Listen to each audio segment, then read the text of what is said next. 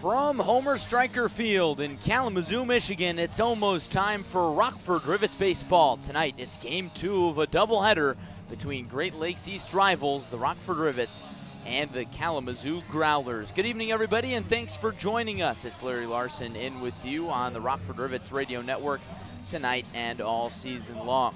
Hopefully you joined us this morning and early afternoon when the Rivets fell to these Growlers in a really good game by a final score of 5-4. It was a pitcher's duel for most of the game, but Kalamazoo coming through the deciding shot in that one, a two-run home run off the bat of Henry Gargis in the 8th inning. The Rivets would try to come back. They scored 3 runs in the bottom of the 9th thanks to a 3-run home run by Greg Ziegler. That would be in the top of the 9th, of course, considering the Rivets are the away team. But now the Rivets are forced to salvage this doubleheader by looking for a split. It's going to be the 8th meeting between these two teams this season. It's the 3rd game of a 4-game series, 3 games in 4 games, or in 4 days. 4 games in 3 days, I should say, between these squads. Rivets enter today's game at 4-6 in the second half, Kalamazoo at 3-7. So both these squads looking to get it on the right track down the home stretch of the season. Game number 47 of 72 for both the Growlers and the Rivets. And the season series currently stands at 5-3 in favor of the Rivets. They swept a doubleheader from Kalamazoo earlier this season at Rivet Stadium. And now the Rivets will look to avoid that same fate that the Growlers faced back on June 24th. Today's pregame show features an interview with the Rivets' most recent All-Star. Ross Thompson was named to the All-Star team this morning. A well-deserved honor as Thompson has pitched to a 1.69 ERA in 7 starts for the Rivets. He's now out of the starting rotation after throwing 6 shutout innings against the Growlers last night in an 8-1 Rockford Rivets victory. We're going to toss it to our interview. Here is Ross Thompson.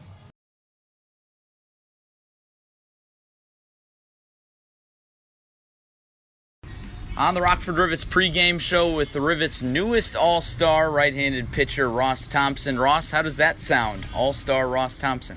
Well, it's something I could definitely get used to. It's definitely an honor, and it's a lot of fun to be recognized for throwing well. So appreciate the league giving me a nod. You certainly deserved it, 1.69 ERA in 7 starts, but originally you weren't recognized as an All-Star. That was about a week and a half ago. When you found out you didn't make the All-Star game originally, what was going through your head? What were your thoughts then? It was a little bit of a bummer. I was kind of paying attention to some of my stats and knew that I was doing well enough to kind of maybe get recognized for something. And, when it didn't happen, I was a little bummed, but, I still wanted to just make sure that next time I went out on the mound, I was still throwing well and not really worrying about what's going on outside of the game. Just trying to do my job when I'm out there, and other than that, just playing the game, having fun. Well, it certainly worked out, because then after that, you threw 13 scoreless innings, including 6 scoreless innings last night against these Growlers. And in that start, you had, some ups and downs. You put a few runners on, but you came up with a big strikeout, and in long at-bats, you came out on top almost every single time. Take me through your head and your mindset in those situations when you've got runners on first and second or runners on second and third. Yeah, big thing is not focusing on like what's going wrong. Is focusing on how you're going to get it out, get out of the inning. A big thing for me is like with starting pitching, it's like writing a book. And so whatever you start with, you have to write your way out of any bad situation that you may write yourself into, if you follow the analogy. But yeah, it's just a mindset of that they're not going to beat me, and you're going to make them beat you. You're not going to beat yourself.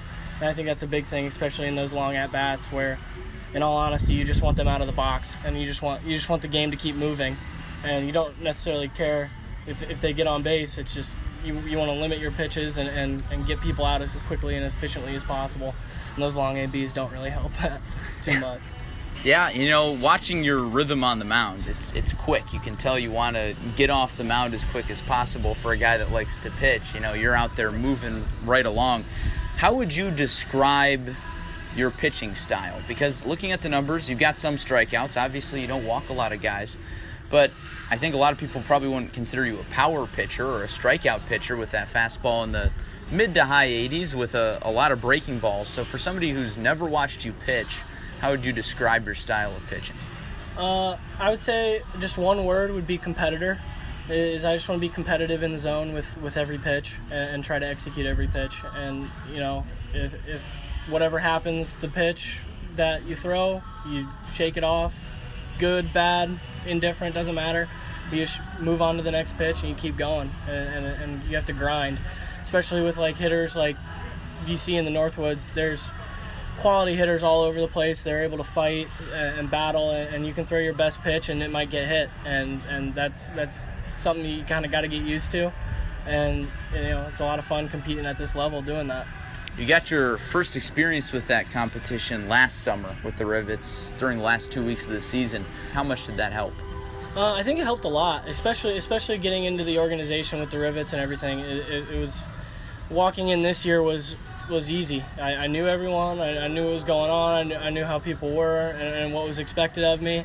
And so just walking in this year, it was just get back to what we were doing last year. It wasn't really missing any beats or anything like that. It was just walk in and get the ball from JT and go until he takes it away from you.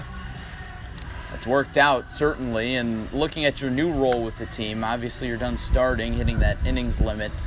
How does your routine change when you go from the starting rotation to the bullpen? Starting and relieving, there's some huge differences there. And as far as just a routine weekly, as a reliever, you have to be hot almost every day. You don't get today I know for a fact that I'm going to be working on this, and this, and I don't have to worry about, throwing to a live batter that day. So that's a little bit different. And kind of how I was saying with starting being like writing a book, relieving's kind of the opposite. It's more like getting thrown into a fight. And so you got all of your tools and you use them right then and there. You're not saving anything. You're not worried about, I need to make sure that they don't see this curveball until like the third inning so that you can get more through the lineup. You don't worry about any of that. You just empty the tank right then and there and throw your best stuff, which to me there's an appeal to that. It's nice just going out there and you don't have to worry about I need to make sure I get through 5 quality innings. None of that. It's just go out there and throw your gas. So it sounds like you like coming out of the bullpen. What do you prefer, starting or relieving? Both have their positives and their negatives. I would say the bullpen for me, there's just such a lure of having the ball when it's on the line. I love that. So the pen, just that just draws me to the pen so much. But then of course starting it's an art form. So there's a lot more just deceptiveness that you have to use to get through multiple times through the order. So that's a lot. That's hard to do here. Hitters are smart. They adjust and they know how to find barrels. And this is some of the best college athletes in the country. And so it's a lot of fun to just try and throw your best stuff at them. And hopefully they're doing the same to you. And you get to see who's better. Makes for a lot of fun to watch, at least on my side of things. I want to ask you a few rapid-fire questions about the summer. So I'll ask you quick questions, and then you give me quick answers. Okay. Who is the funniest teammate on the Rivets? Funniest teammate on the Rivets? Oof. Off the top of the head, I'm going to have to go with Greg. Greg cracks me up. Greg gets me, no matter what kind of mood I'm in. I could be upset, angry. He'll make a funny noise, anything. Like it doesn't even have to be English coming out of his mouth, and I'll be laughing. There you go. How about your worst post-game meal so far? Worst post-game meal so far? That's tough. I'm not a big fan of like tomatoes and stuff, and they gave us like some fajitas that were just like mostly tomato and like not as much chicken, and that was real tough. I'm not a big vegetarian guy. I need something. Need some meat, at least a little bit. Fair enough. How about the best pre or post game meal? At Rivets Stadium we had like a spaghetti with like garlic bread, and it was quality. All Very right. quality. So Chad, if you're listening to this, spaghetti and garlic bread. Man, he's going with the homer pick. That's the first time I've heard that one. All right, how about your favorite stadium to play in here in the league? Ooh, favorite stadium. Kokomo's beautiful. I'd say that they probably have the nicest stadium. Aesthetically, though, Traverse City, they have like the townhouses looking like backstop, and that concourse is really cool. So I'd say either Kokomo or Traverse City. Good choices, good choices. All right, my last question for you. If the Rockford Rivets were to have a Hunger Games, who would be the first to die and who would win? This is interesting. Well, when Forrest was here, Forrest was definitely the favorite to win. Forrest was definitely that. Once he left, it gets interesting there. I'm gonna have to go. I think Josue. I think Josue would slip under the radar a little bit. All right. We'll go with the dark horse. Josue is gonna win. First to die is definitely Cade. Definitely Cade. It's got to be Cade. Sorry, Cade, if you're listening. Oh man, that seems to be the consensus answer. Ross, thanks for the time and congratulations. I appreciate it. Thanks for having me.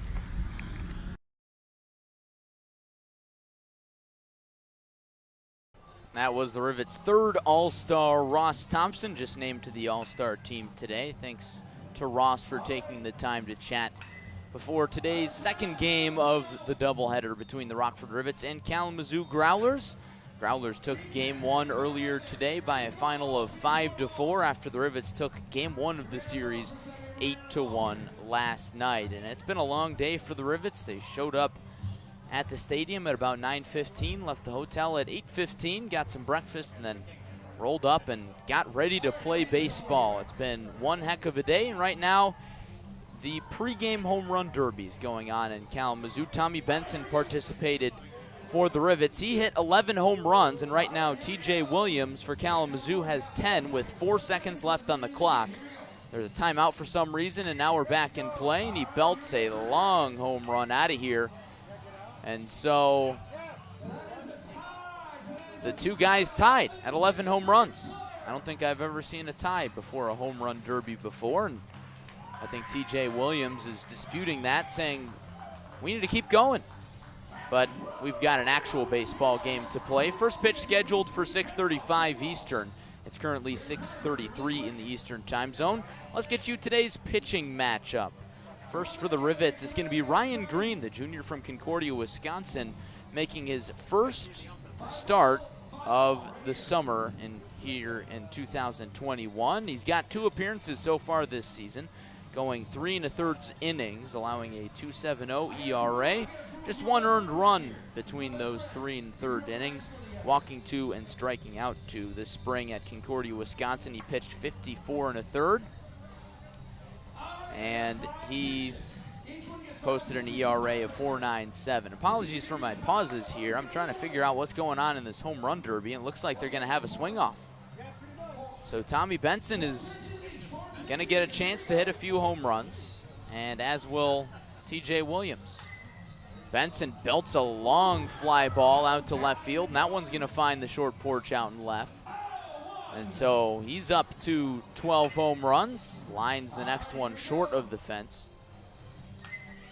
And his third swing is way out of here. I'm not entirely sure how many swings he's going to get in this extra time period of the home run derby, but he belts the next one out of here. So he hit 3 home runs in his extra period out of, I believe, 5 tries, and now TJ Williams for Kalamazoo is going to get the same amount.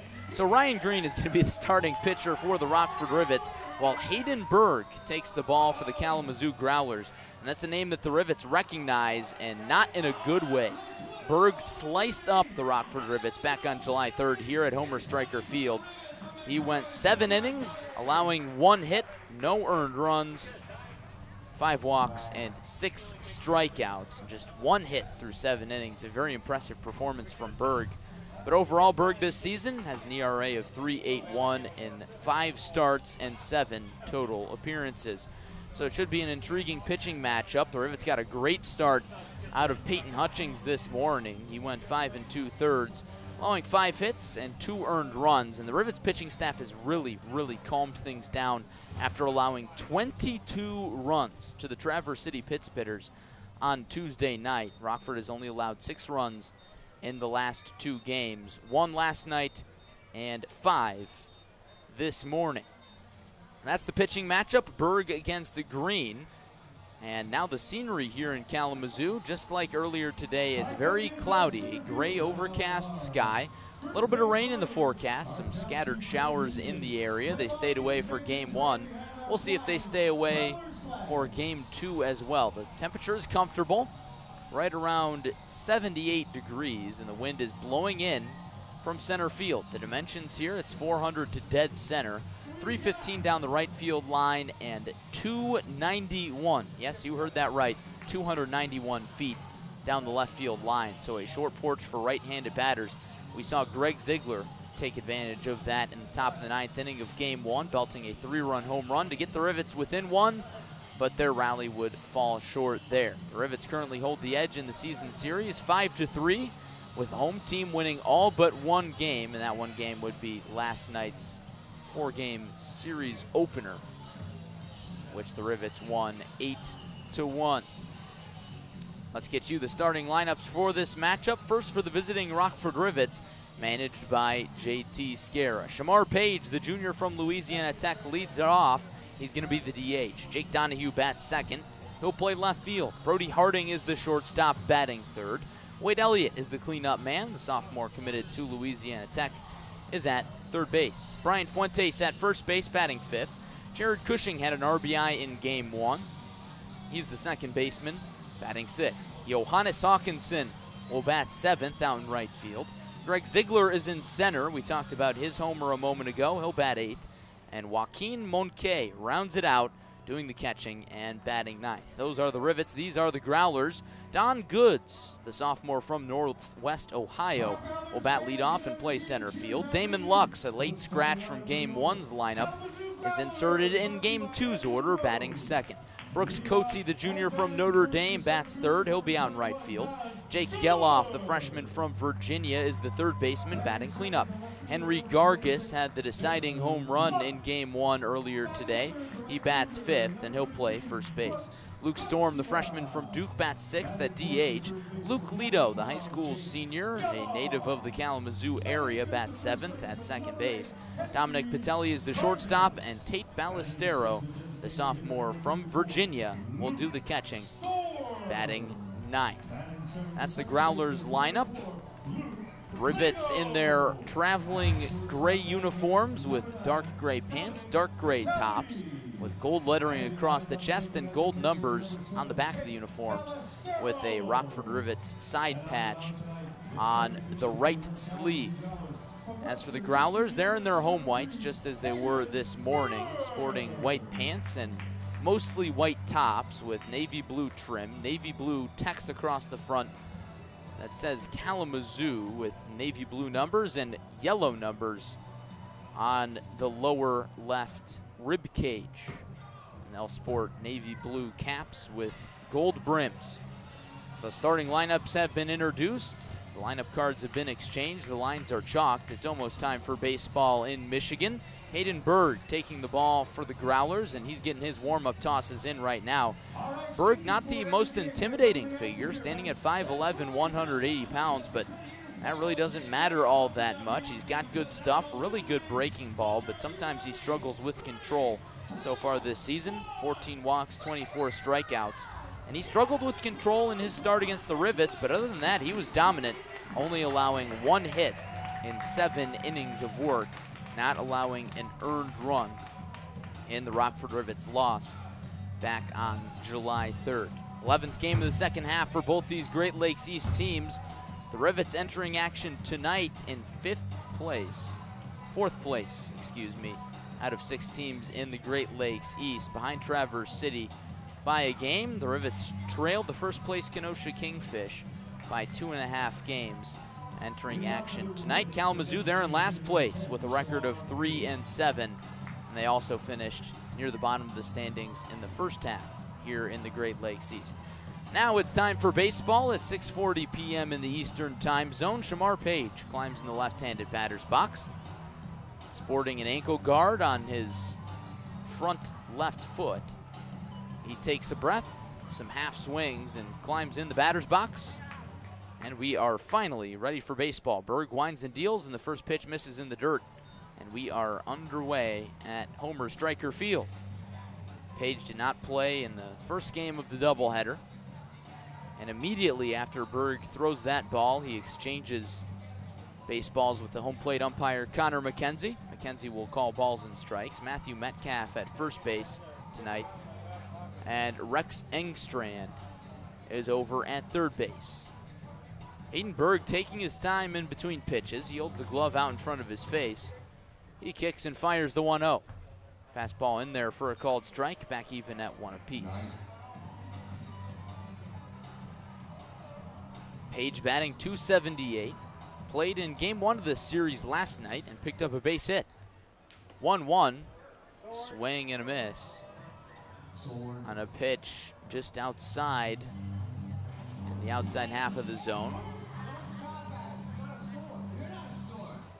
As the PA announcer points out Page's awkward swing by yelling sword. Here's the kick in the 1-2, called strike 3. Off speed offering right down the middle. Page watched it all the way. And that's out number 1 in the top half of the first. So the Rivets kind of starting where they left off from game 1 earlier today, when the Rivets were retired on strikes 8 times against Growlers starter Braden Forsythe. Here's Jake Donahue, the freshman from Central Michigan. Rivets and Growlers just getting underway, game 2 of a doubleheader. Scoreless in the top of the first. Righty on righty, in the first pitch to Donahue. Misses low and in, 1-0. Donahue did not play in game 1. Rests the bat on his shoulder. Here's the 1-0.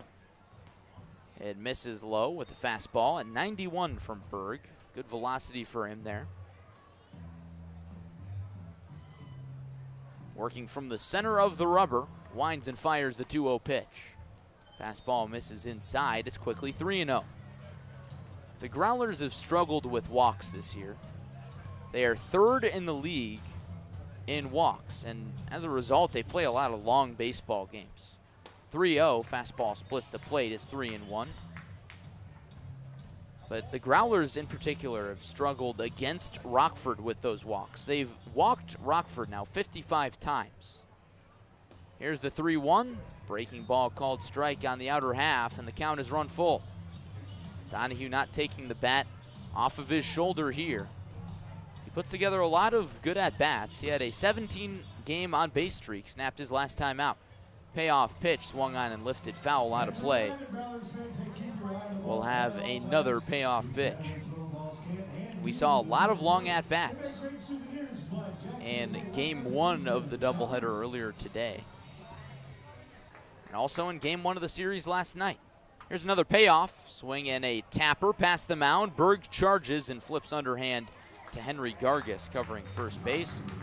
Scored a 1-3 putout for out number 2 in the top of the first. Rivets nothing, Growlers nothing. And here's Brody Harding with the bases empty. That one was a bit of a swinging bunt, and if it was hit a little bit harder, I think Donahue may have had a chance at a hit there. But the infield grass slows down so many baseballs here in Kalamazoo. Outfield grass is even worse. First pitch to the lefty, Harding. Called strike on the outer black, 0-1. Harding did not play in the first game of this doubleheader. He's riding an 8-game on-base streak. Batting .314. The kick in the 0-1. Fastball misses slightly outside, and it's 1-1. Harding steps out of the box, takes some check swings, gazes out at Berg, and he fires the 1-1. Fastball dots the inside corner this time, 1-2. The Rivets struggled to get their offense going until later in the game, in game 1. Took them 5 innings to score their first run, and a swing and a miss from Harding ends the inning. So it's a 1-2-3 first from Hayden Berg, including 2 strikeouts. And after a half, it's Rivets nothing, Growlers coming up on the Rockford Rivets Baseball Network.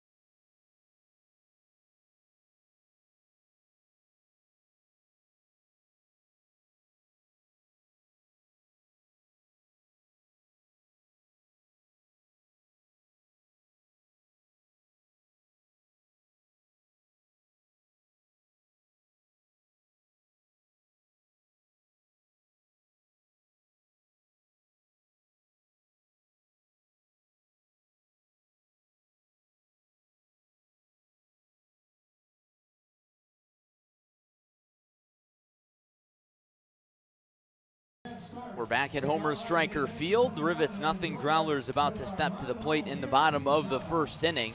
Rivets being set down in order by Haydenberg in the top of the first.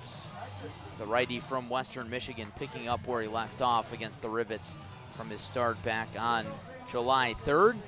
As for the Rivets, they'll send out Ryan Green, the right-hander from Concordia University, Wisconsin. Here's the defense behind him. Wade Elliott at third base, Brody Harding at short, Jared Cushing at second, Brian Fuentes at first, Donahue, Ziegler, and Hawkinson across the outfield from left to right, and Joaquin Monque doing the catching for Green. And here is Don Goods, the sophomore from Northwest Ohio. Did not play in the first game of this doubleheader. Righty against lefty in the first pitch. Fastball misses outside, and it's 1-0. Green doesn't have a fastball that's going to blow you away, topping out in the mid to high 80s. He kicks and delivers the 1-0. Fastball misses outside, 2-0. However, he'll throw you off a little bit with a sharp breaking ball, which is more of a 12-6 curveball than anything else. He slide steps and fires the 2-0. It misses outside, looked like a changeup. And it's 3 balls and no strikes. In the first inning of the doubleheader game 1 this morning, Peyton Hutchings loaded the bases with no outs before getting out of the jam. 3-0, fastball misses below the knees, and it's a 4-pitch walk to open the ball game for Don Goods and the Kalamazoo Growlers. So that brings up Damon Lux, the redshirt sophomore from Duke, who has been pretty darn good against the Rivets so far this summer. He's belted 2 home runs, and both of them have come against these Rockford Rivets, including one last night. It was the Growlers' only run of the ball game. Righty against righty here. Green working from the stretch, sets below the belt, and fires the first pitch. Breaking ball misses in the dirt, low and away. Good block by Monque, and it's 1-0. Goods remains on first base. He's got really good speed, leads the team with 20 stolen bags. Green lets the right arm hang, looking in for the sign from Monque. He's got it and jumps off the rubber and throws over to first base. Goods dives back and doesn't get a tag slapped on him by the first baseman, Fuentes. Lux batting a pretty light .221 so far this summer. .407 on base percentage, though. And the 1-0 misses outside, so 6 consecutive balls to start the outing for Ryan Green. The junior from Concordia, Wisconsin needs to find the zone here. The pause and another throw over to first base. A little closer that time, but Goods dives back safely once more. Still 2-0 on Damon Lux. Lux, the native of Shelbyville, Indiana, so not that far from home this summer. Here's the 2-0. Fastball misses the outside corner. Green wanted the call, didn't get it, and it's 3-0. Now 7 consecutive balls to start the evening.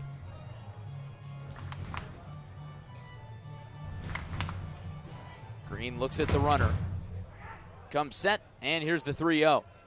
Slider misses outside, and that's the second consecutive 4-pitch walk issued by Ryan Green here in the bottom of the first. Scoreless between Rockford and Kalamazoo, and Joaquin Monque is going to come out for a mound visit with Ryan Green and try to settle him down. Monque gives Green a fist bump to the chest, trying to give his right-hander some confidence. Rivets dropped game 1 of the doubleheader, so this isn't exactly a must-win game, but feels like one you want to win, and it's going to be tough for Rockford. A really tough lineup trotted out there for Kalamazoo. I would stretch to say that this is probably their best 9. Corners come in for Rockford. Fuentes playing in front of the runner, and the first pitch 2, Brooks Coatsy. Misses outside. 9 straight balls for Green. Coatsy digging into the box. He was 0 for 2 in game 1 of the doubleheader with 2 walks. So Coatsy's not going to swing at much outside of the zone. He's riding a 7-game on-base streak. And the 1-0 misses down and outside. 10 consecutive balls.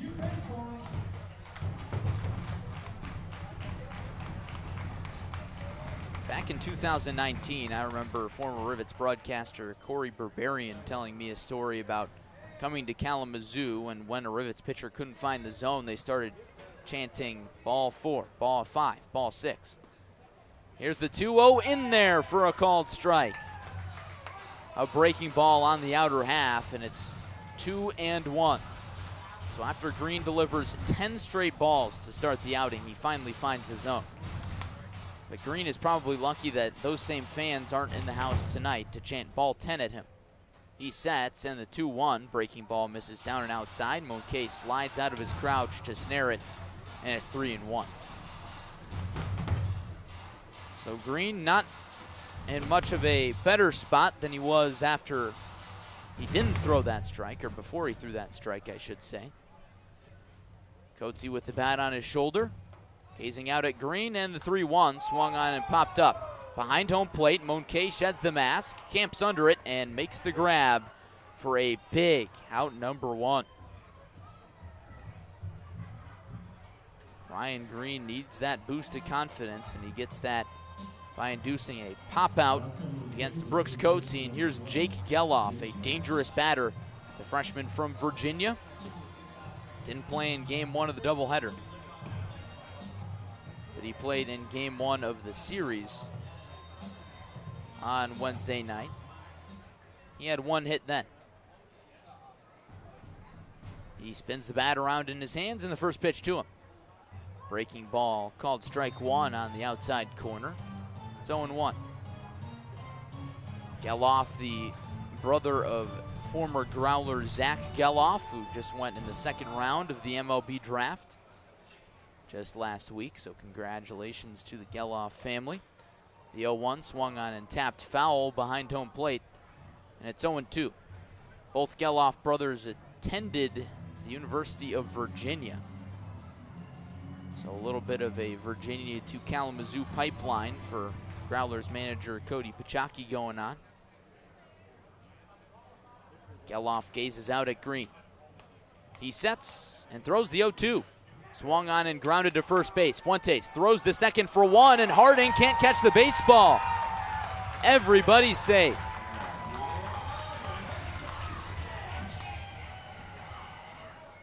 A costly error for Brody Harding. And the Rivets had gone 5 consecutive games without committing an error up until that point. The throw from Fuentes was high.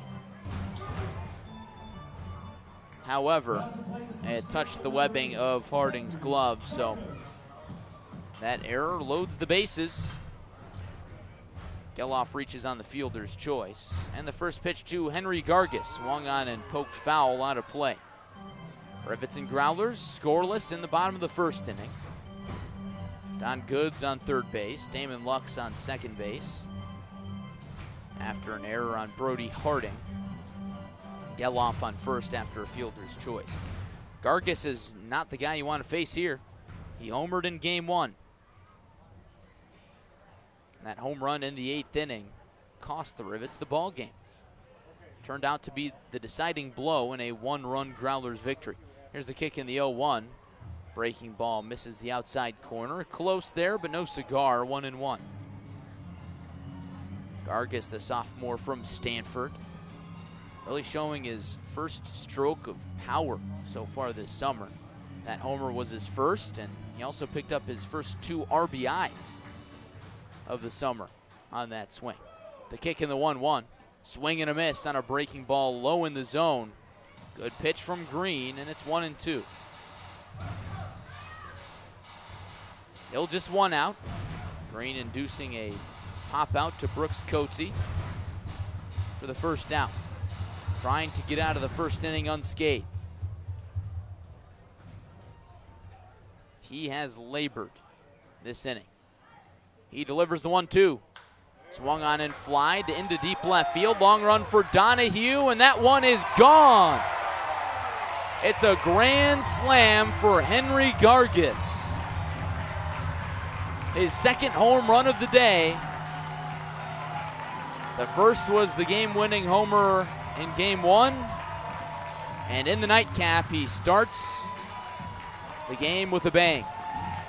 4 RBIs, 1 swing, and it's 4-0 Growlers in the bottom of the first. That ball kept carrying and carrying to the opposite field. Off the bat, it looked like Donahue might have been able to track that one down. But then it sailed over the left field fence, not to the short porch either.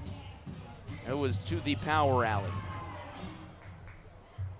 So here's Luke Storm with the bases empty. The freshman from Duke steps in the left-handed batter's box. Pitch in the dirt, check swing, and Storm did go around. It's 0-1. So the Rivets' early inning struggles have resumed. That's the 104th run that the Rivets have allowed in the first 2 innings of games this season. Green fires and misses outside. 1-1. The Growlers have been apt to hit the long ball against the Rockford Rivets. Green's next pitch misses low, and it's a ball 2. 2 balls and a strike on Storm. But that shot is the Growlers' 9th home run of the season against Rockford.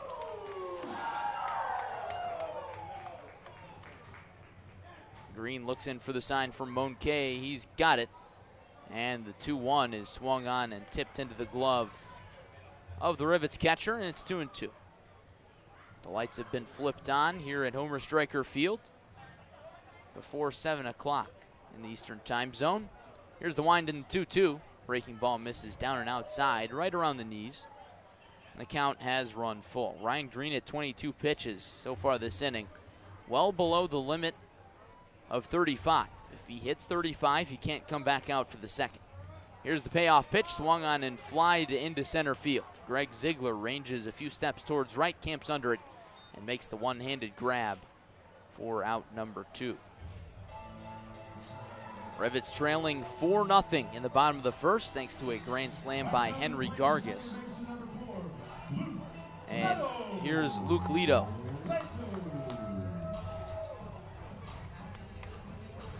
Luke Lido, the high school senior, committed to Louisiana State. Was originally a highly touted draft prospect for this year. Here's the first pitch to him. Misses downstairs. Lido, a lefty. 1 of 4 in the order for manager Cody Pachaki. 1-0 on him. Cody Pachaki has known Luke Lido for quite some time. The 1-0 pitch in there for a called strike. He coached him in some travel ball leagues when Lido was younger. And Pachaki knew he was a talent early on. Green slides and delivers the 1-1 in there for a called strike on a breaking ball. And the throw back to the mound gets away from Green, and I don't think the Rivets shortstop Brody Harding realized it. He had his back turned towards Green. That doesn't matter all that much. It's 1-2. Green just trying to get out of this inning efficiently as possible. Already up to 27 pitches. He comes home with the 1-2. Breaking ball in the dirt, taken for ball 2. Monkey sliding to stop that one with his chest protector, even with nobody on base. Luke Lido entering tonight's action with a .269 batting average. He's got a hit in 5 of his 7 games with Kalamazoo. He's 3 for 11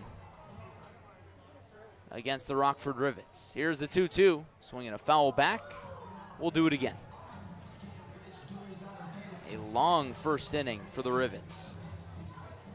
Not what you're looking for after losing game 1 of the doubleheader. Rivets didn't score their first run this morning until the 8th. Here's the 2-2. Fastball misses high and outside, and the count is full. Ryan Green now at 30 pitches. So he's in that danger zone. He takes a breath and comes home with the payoff pitch. Breaking ball misses outside. It's right on the black, a hair outside. Not enough for Connor McKenzie. And so it's a 2-out walk for Luke Lido, and Green is up to 31 pitches in the frame. So here's Dominic Patelli, the freshman from Miami. He was 1 for 3 this morning. Patelli riding a 5-game hit streak. Green working from the stretch, looks at Luke Lido, and now comes home with the first pitch. Fastball runs inside, 1-0.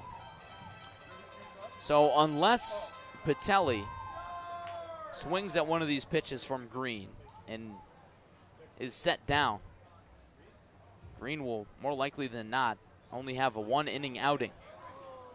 Patelli squares to bunt and fouls it back to the screen, and it's 1-1.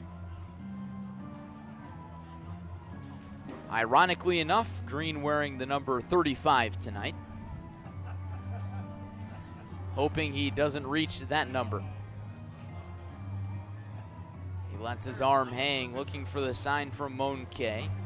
Gives a glance at Lido, sets at the belt, and delivers the 1-1. Breaking ball misses outside. That's his 34th pitch, so Green's night will be over after 1 inning. Count is 2 balls and a strike on Patelli. His batting average slowly climbing to around the 200 mark. Here's the 2-1. Fastball misses low, gets away from Monke, and the runner takes off for second. And Luke Lido is in there safely without a throw. So Ryan Green does indeed make his way up to 35 pitches, and his night will be done after 1 inning. Looked for a little bit like the Rivets starting rotation was starting to figure it out. Granted, take it with a grain of salt. It's only 2 games. However, you'll take anything you can get if you're Rockford. Here's the kick and the 3-1. Swing and a foul tip into the glove of Monke. And the count is full at 3-2. Brendan Lowry is getting loosened up in the Rivets bullpen. The scheduled reliever, he was going to come in for Green no matter how long Green's outing went. However, he probably assumed he was going to come in a little later than the 2nd inning. Here's the payoff pitch, swinging a ground ball up the middle. Diving stop by Harding. He can't glove it, and everybody's safe. Harding knocked it down, a valiant effort, and that'll be a 2-out hit for Dominic Patelli. So after Henry Gargis gives the Growlers a 4-0 lead with 1 swing of the bat and empties the bases, Green records the 2nd out of the inning and then puts 2 more runners on as things are moving from bad to worse here in the bottom of the 1st inning. Here's the 9 batter, Tate Ballestero.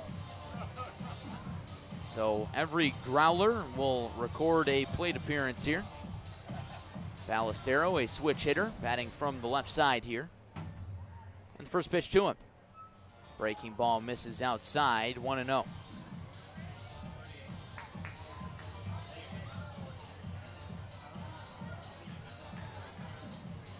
Green has now dealt 38 pitches, so he's over that single inning limit.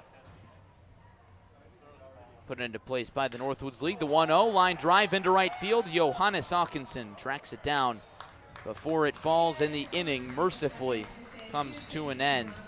But the Growlers take a 4-0 lead on 1 swing of the bat. A grand slam from Henry Gargis, his 2nd home run of this doubleheader. And just like that, the Growlers lead 4-0 after 1 on the Rockford Rivets Baseball Network.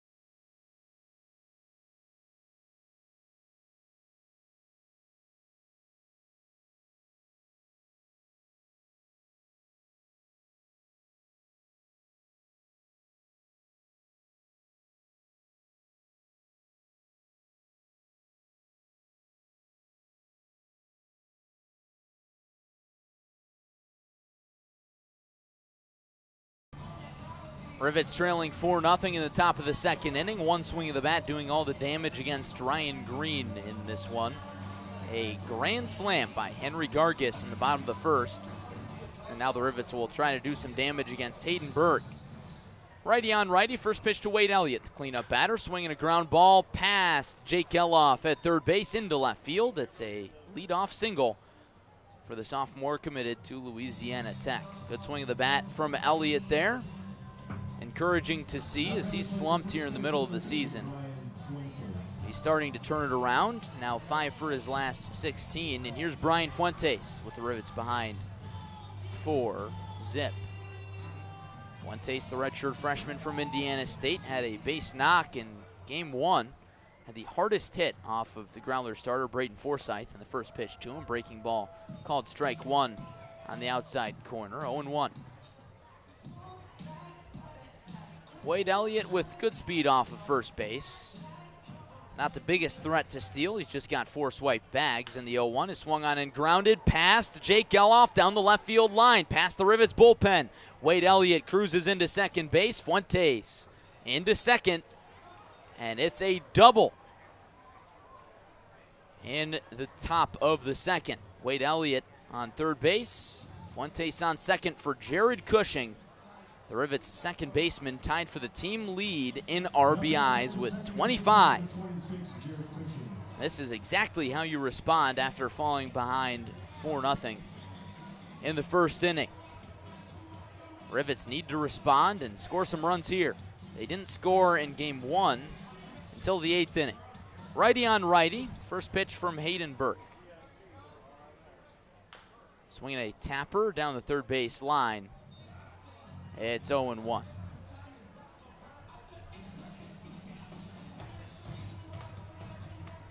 Cushing adjusts his batting gloves. He was 1 for 4 in game 1 and drove in the Rivets' first run of the ball game. He leans back in the right-handed batter's box, and the 0-1. Breaking ball misses low and away. It's 1-1.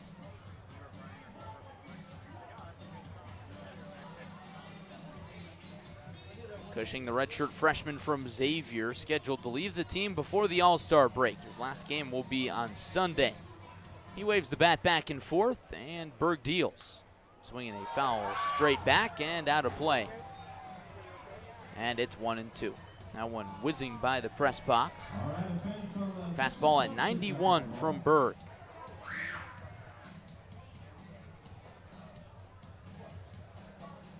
Cushing riding a 7-game hit streak, but none of those 7 games have been multi-hit games. Berg holds the glove in front of his face with runners on second and third, and here's the 1-2. Swing and a miss on a high fastball.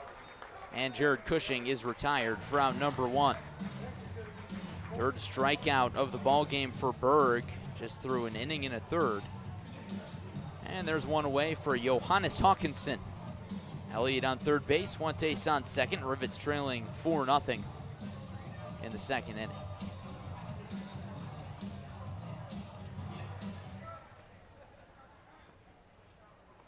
Here's the kick and the first pitch. Breaking ball in there for strike 1. Hawkinson taps the plate. He's struggled as a Rivet so far this summer. Here's the 0-1, swung on and popped foul, out of play, quickly 0-2. Hawkinson started the summer with the Traverse City Pittsbitters, played with them for the first month of the season as a temporary player. He's 1 for his last 12 with Rockford, but he's got a walk in 5 straight games, so not entirely unproductive. Here's the 0-2. Fastball misses well high, 1-2. Pitchers not shying away from throwing that high fastball to record outs. We saw that a lot in game 1 today. Here's the 1-2 pitch. Fastball misses inside. Hawkinson raising the hands, and it's 2-2.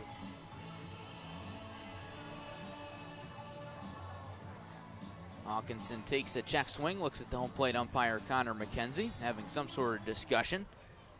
2-2 pitch. Swinging a line drive foul, out of play. Hawkinson with a good battle here. He's still in search of his first RBI of the summer with Rockford. He had 2 in 7 games with the Pitt Spitters. Wouldn't this be a great time to come through? Berg comes home with another 2-2. Fastball misses high above the letters, and the count is full. First base is open with Greg Ziegler waiting on deck. You likely don't want to face him with the bases loaded. Ziegler, a hot bat, was 2 for 4 earlier today. Here's the payoff pitch. Breaking ball misses inside, and the bases are loaded. Rivets behind 4-0 in the top of the second, but they've got a good chance to pull even here with one swing.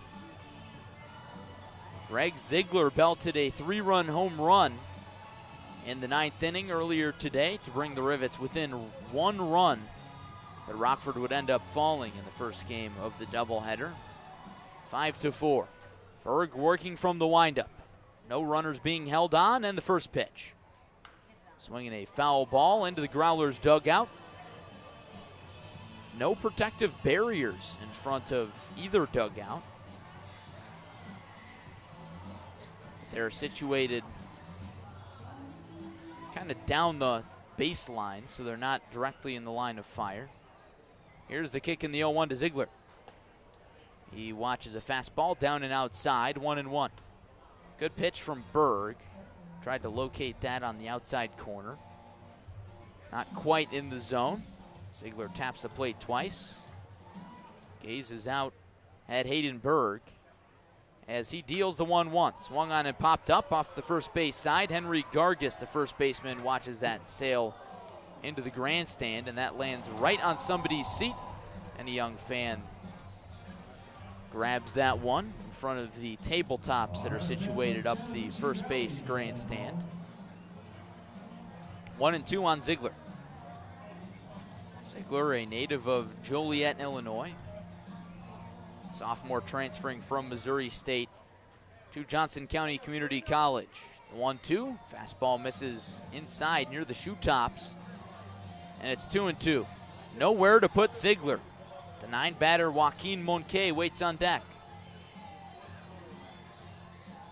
Could be a turning point in this game. Still very early.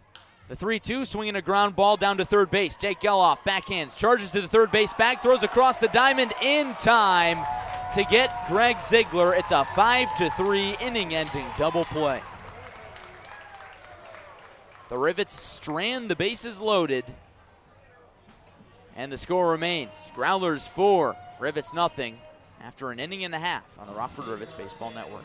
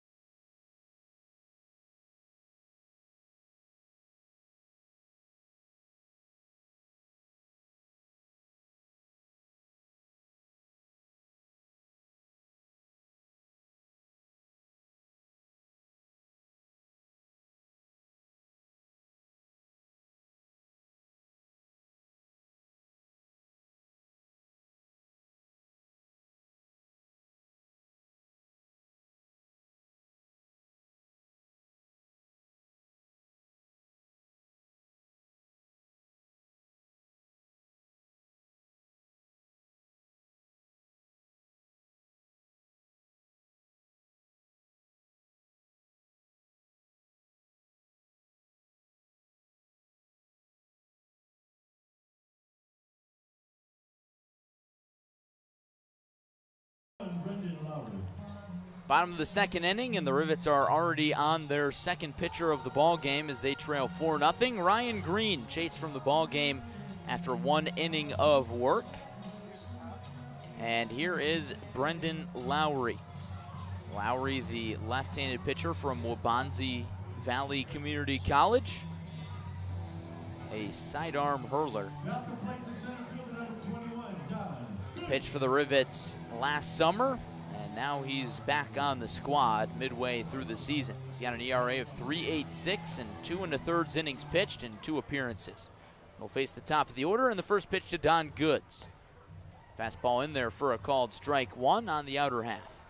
So the Rivets go from Ryan Green, a righty, to Brendan Lowry, a lefty. He winds and delivers the 0-1.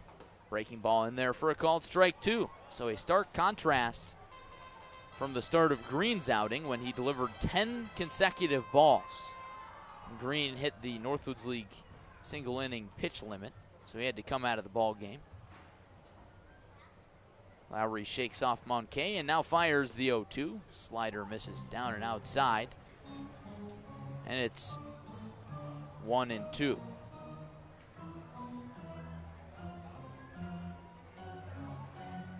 Lowry was originally scheduled to possibly start this game. He turns and delivers the 1-2. Another breaking ball, this time misses high. He claps his glove in frustration, now heads back to the rubber. 2-2. Don Goods walked and came around to score in the first inning on a grand slam by Henry Gargis. Lowry holds the leather in front of his face. Here's the kick in the 2-2.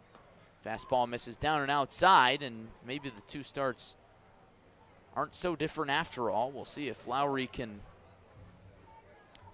avoid a walk.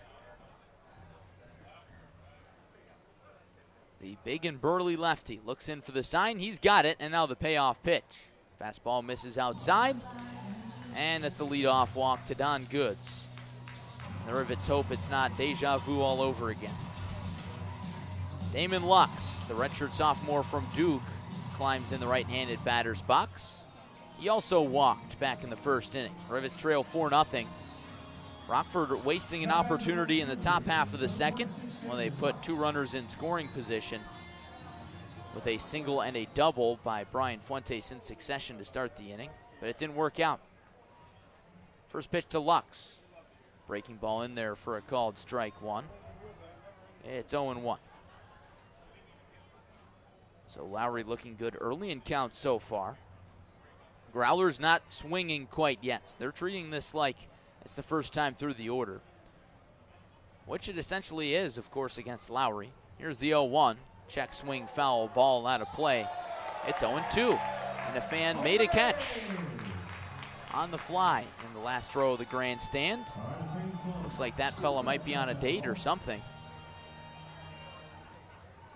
That's the ultimate flex. Just casually catch the foul ball, no glove needed. Lowry from the stretch, sets at the belt, gives a look at the runner Goods. Long pause, and here's the 0-2.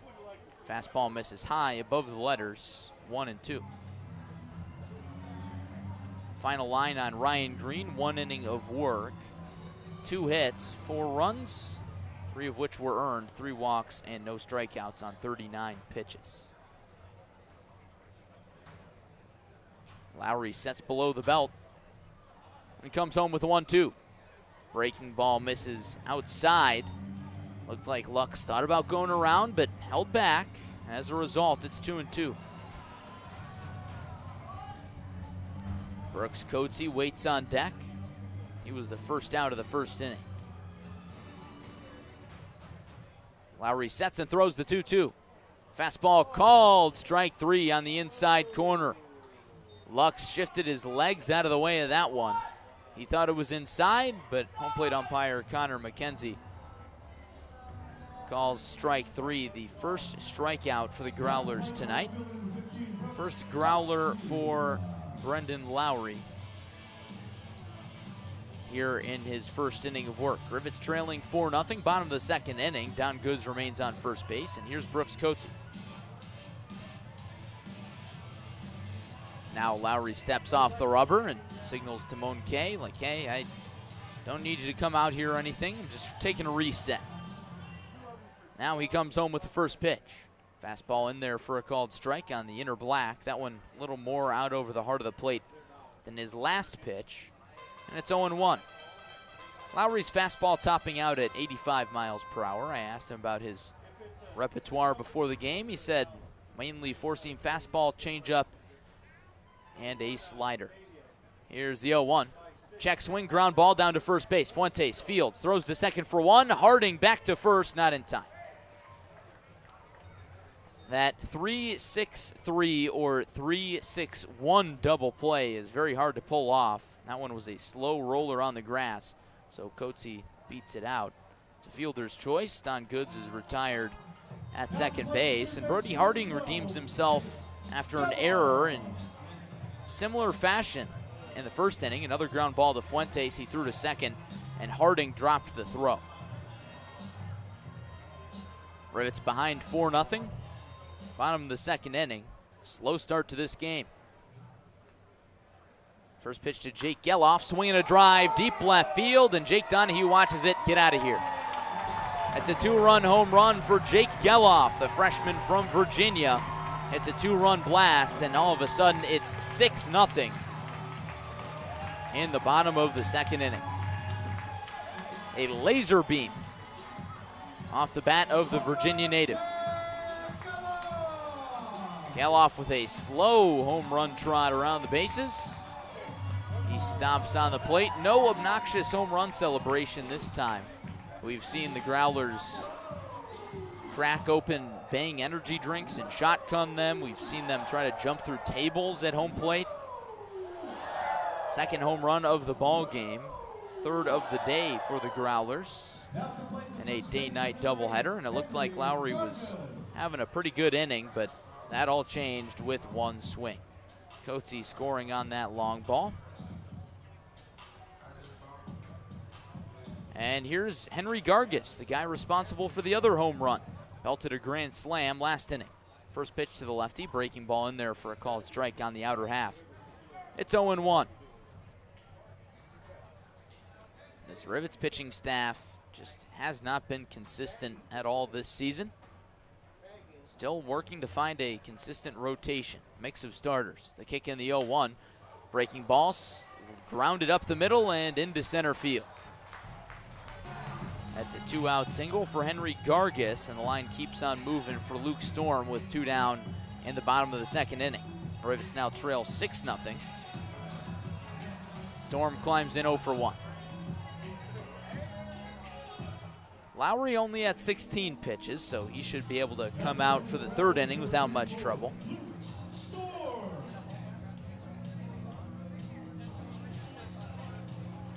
It's been a long day for both these teams. First game of the doubleheader starting at 11:05 a.m.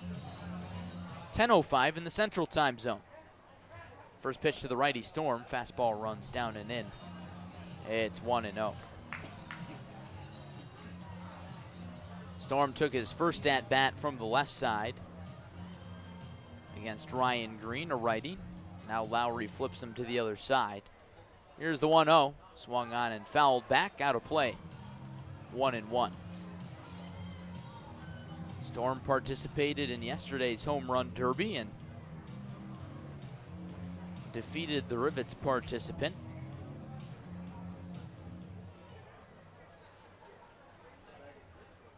Brian Fuentes, who participated for Rockford. Here's the 1-1, swing and a miss on a fastball on the outer half. And it's 1-2. Lowry has one strikeout already this inning. It was of the looking variety against Damon Lux, the second batter in the order. We've got a lively press box up here in Kalamazoo. Staff is eager to talk the smack as the Rivets are losing. The 1-2, fastball misses high, and it's 2-2. That's the fun of one-room press boxes. You've got everybody lined up right in a row. Visiting broadcaster, that would be me on the far left side. Official scorer to my right. PA announcer also to my right. Home broadcasters on the far other end. 2-2 cut on and missed, and the inning is over. Brendan Lowry strikes out 2 Growlers, but allows a 2-run home run to Jake Geloff, the second Growlers home run of the game. And it's 6-0 Kalamazoo after 2 on the Rockford Rivets Baseball Network.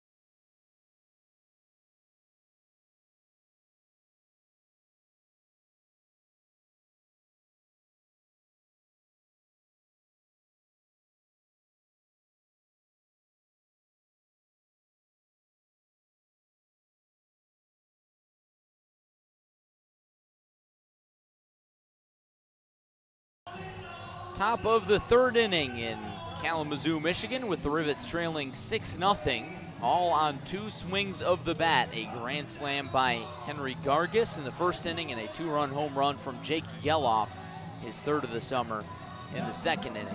Ryan Green only lasting 1 inning. Brendan Lowry a little bit more success, but still not great in the 2nd inning. The Rivets will try to get on the comeback trail. 9-1-2 coming up, starting with Joaquin Monque. He takes ball 1 from Hayden Berg. Berg worked out of trouble in the top of the 2nd inning, stranding 2 runners in scoring position after allowing 2 hits to start the inning to Wade Elliott and Brian Fuentes. Here's the kick and the 1-0, swinging a pop fly out of play. And it's 1-1. Monque, the freshman from USF, was 0 for 4 in game 1 of the doubleheader. Some fresh legs for JT Scara. He just joined the team this week. 1-1, breaking ball misses down and in, 2-1. The Rivets manager has shuffled up the lineup in a lot of different ways over the last few days. 2-1, fastball misses the outside corner, 3-1. And that's because he has determined the lineup solely based on, first, the day off schedule, and second, 3-1, breaking ball outside, and that's ball 4. Monque draws a leadoff walk to start the top of the 3rd. But the second criteria for the lineup is on-base percentage. And Scara has simply ordered the lineup in descending order of on-base percentage for the last 3 games, and it's worked pretty well. Per usual, the lineup hasn't exactly been the problem. The Rivets pitchers have just been knocked around a little bit, with the exception of last night's 8-1 victory. Rivets trail 6-0, top of the 3rd inning. Runner on first for the leadoff man, Shamar Page, and the first pitch to him is a fastball that misses outside, 1-0. Page was the leadoff man last night in the series opener. He walked and had a single. Here's the 1-0, swinging a foul ball off the catcher, Tate Ballestero. He's exasperated in pain, shaking off his throwing hand. Shamar Page checks on him, makes sure he's all right, and home plate umpire Connor McKenzie is going to walk a new baseball out to Hayden Berg and have a courteous conversation to give Ballestero some time to shake it off. So the count is 1-1 on Page. Here in Kalamazoo in straightaway center field, there are some advertisements, as is customary for many minor league and collegiate summer baseball parks. You've got advertisements on the wall and beyond the wall. But here in Kalamazoo in straightaway center, there is a white ad right where the batter's eye would be at any other ballpark. 1-1 to Page. Breaking ball misses outside. 2 balls and a strike. And so I asked Page if that makes a big difference, and he said, "Oh man, I could not see the baseball yesterday at all." Berg sets at the belt and comes home with a 2-1. Swinging a slow ground ball down to third base, knocked down by the grass. Geloff gathers and fires across the diamond just in time to beat Shamar Page by a step. Boy, did that ball get eaten alive by the infield grass. It was cued off the bat, off the very end of the piece of lumber by Page. So it wasn't hit very hard, but had some speed and then just stayed on the ground and nearly stopped before Geloff got to it. Not every day you see that. Joaquin Moncay moves into scoring position for Jake Donahue. Rivets trail by 6, top of the 3rd inning. Trying to do something with this runner in scoring position this time, and the first pitch is grounded down the third base line foul. It's 0-1. Rivets stranded 2 runners on in the 2nd inning, both in scoring position. So no shortage of opportunity early on. And it's still very much early. This game is far from over. 6 runs, not out of the question for this Rockford Rivets lineup, which has proved to be potent in multiple games. Here's the kick in the 0-1. Sweeping breaking ball. Tails on the outer part of the zone, called strike 2. 0-2 on Donahue. Donahue grounded out back to the pitcher, his first time up in the 1st. So Donahue batting .419, second best in this Rivets order, 2nd in the lineup. The 0-2 is swung on and cracked foul. Down the first base line and out of play, and that bounces off a fan's bare hands. Couldn't make the grab there. Maybe he'll get another chance later. The count is still 0-2. Donahue gets another chance. He adjusts his batting gloves, taps his white cleats, which match his white batting gloves and white arm sleeve on his right throwing arm. Here's the 0-2. Breaking ball runs inside, nearly glances the jersey of Donahue, so it's 1-2.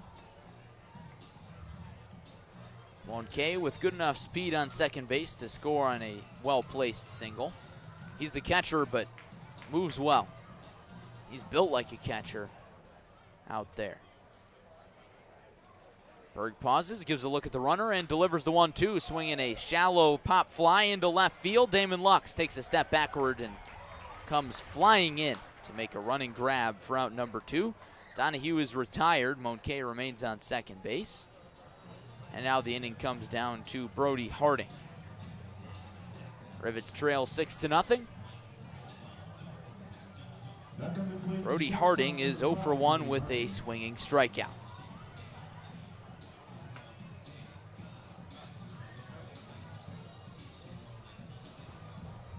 Rivets have lost 4 of 5 games.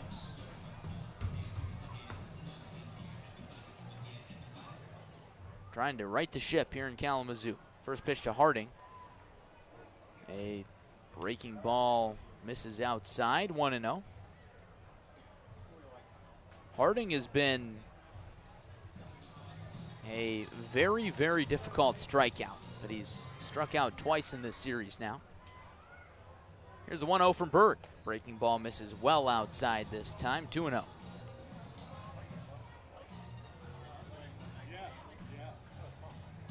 Harding with just 10 strikeouts all year. He's up there on the team in at-bats. He's been one of Rivets manager JT Sciarra's everyday guys. Berg pauses and comes home with a 2-0. Fastball runs inside. It's 3-0. Wade Elliott waits on deck, 1 for 1. Rockford doesn't need to get all 6 runs back in 1 inning. Just scatter 1 here, maybe 2 there. As long as the bullpen holds the Growlers right where they're at, this can be a ball game. 3-0 swung on and flied into center field. Routine play for Don Goods, who's on the run and makes the grab mid-jog in shallow center, and that ends the inning. The Rivets strain another runner in scoring position after Joaquin Moncay draws a leadoff walk and moves to second on a ground out. The Rivets have nothing to show for it, as it's still 6-0 going to the bottom of the 3rd on the Rockford Rivets Baseball Network.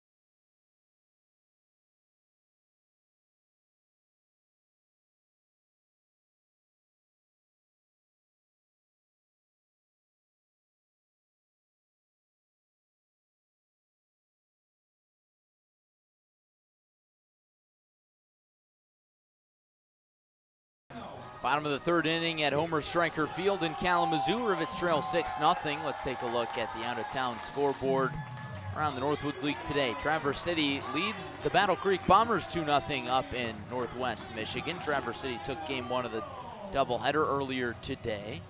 Kokomo and Kenosha tied at 0 in the bottom of the second at Simmons Field. Kenosha took game one 3-0, so they've taken 2 straight games from the Jackrabbits to start that crucial series. Kenosha now leads the Jackrabbits by half game in the Great Lakes East.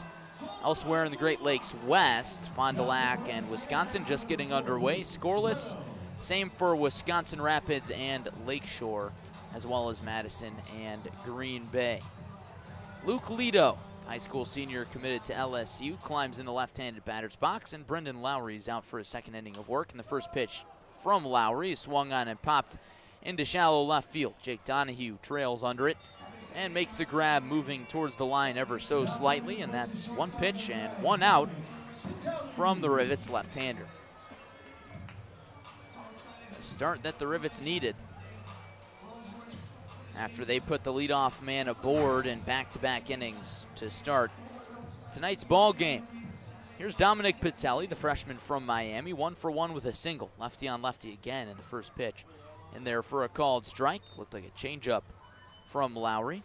And it's 0-1. So I was chatting with Brendan about his repertoire of pitches before the game today. A 1 offering. Breaking ball misses outside, 1-1. I asked him what pitches he threw. He listed off four-seam fastball, changeup, slider usually. 1-1. Looked like a curveball that misses down and away at 72 miles per hour, and it's 2-1. As well as the curveball. And he said, sometimes I'll throw the splitter. I said, well, what determines that? There's the 2-1. Fastball misses outside that time, and it's 3 balls and a strike. He said, well, it just depends, but if I can't throw my changeup, I'll throw the splitter.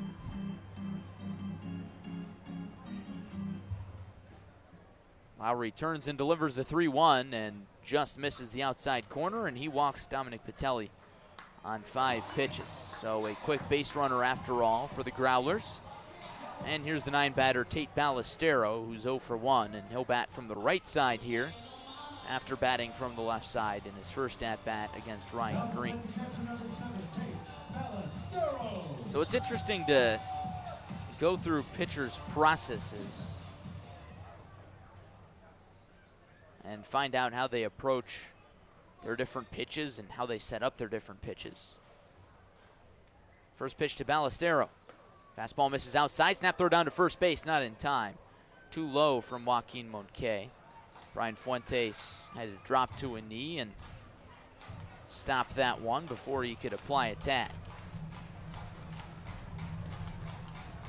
Ballestero, the sophomore from Virginia. One of a few Virginia Cavaliers on this squad. The kick and the 1-0 pitch, swung on and popped up. Right side of the infield, the pitcher to Lowry gives it a look, and now Brian Fuentes, the first baseman, makes the play 5 feet from the bag, and that's out number 2. Lowry working efficiently so far here in this third inning. Rivets trailing 6-0. Runner on first base is Dominic Patelli. And here's the leadoff man, Don Goods. Goods yet to record an official at-bat. He's got 2 walks. I suppose that's what the leadoff man should do.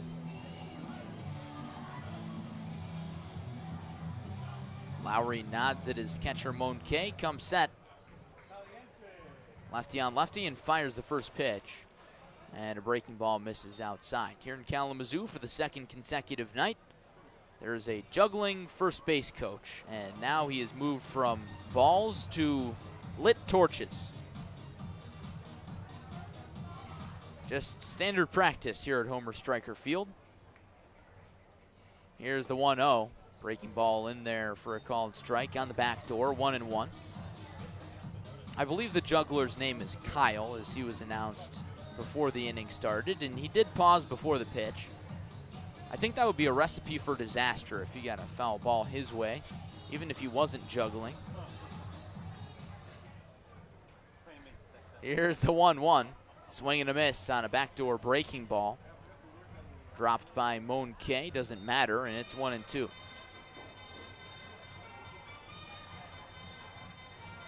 It's not very often you see fire on a baseball field, but you see next to everything here in Kalamazoo. And it's hard not to focus on the juggler rather than the game. Here's the 1-2 from Lowry, swinging a ground ball up the middle, bounces to the shortstop Harding. He flips to second and gets Dominic Patelli by an eyelash for out number 3. So Brendan Lowry induces a fielder's choice to end the third inning. He works around a 1-out walk to Dominic Patelli, and the score remains Growlers 6, Rivets nothing after 3 on the Rockford Rivets Baseball Network.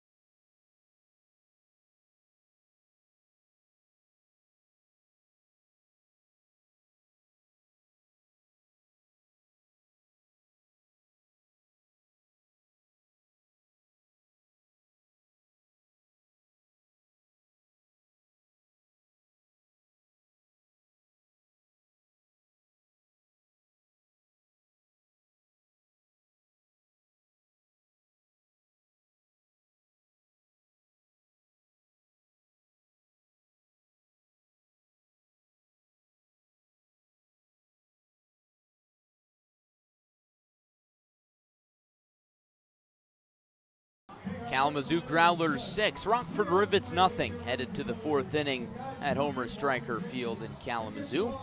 Rivets trailing thanks to 2 home runs in this ball game, one off the bat of Henry Gargas, a grand slam in the first, and then a 2-run blast from Jake Geloff in the second.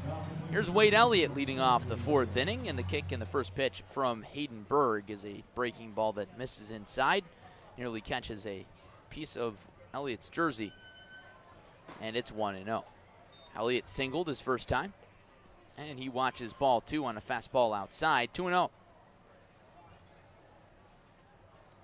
Wade is working to overcome a slump. He entered the Northwoods League campaign very, very hot. 2-0 offering. Breaking ball misses outside. It's 3-0. Was the Rivets' leading hitter for a good long while. Looked like he was going to be in all-star contention. Then he cooled down, and his batting average dropped below 300. The 3-0, fastball poured in there by Berg, and it's 3-1. Berg, the righty from Western Michigan, has dominated the Rivets before. Today, a little less dominant. He's allowed 2 hits. Here's the 3-1, swinging a foul back as Elliott lets go of his bat, and it flies into the screen, and Brian Fuentes on deck narrowly avoids that. But what do you know? Wade Elliott's back to his old self. He did that, I would say, 4 or 5 times, where he would swing and make contact with the ball, but still let go of the bat on the same swing. Hasn't happened a lot recently, but it happened again now.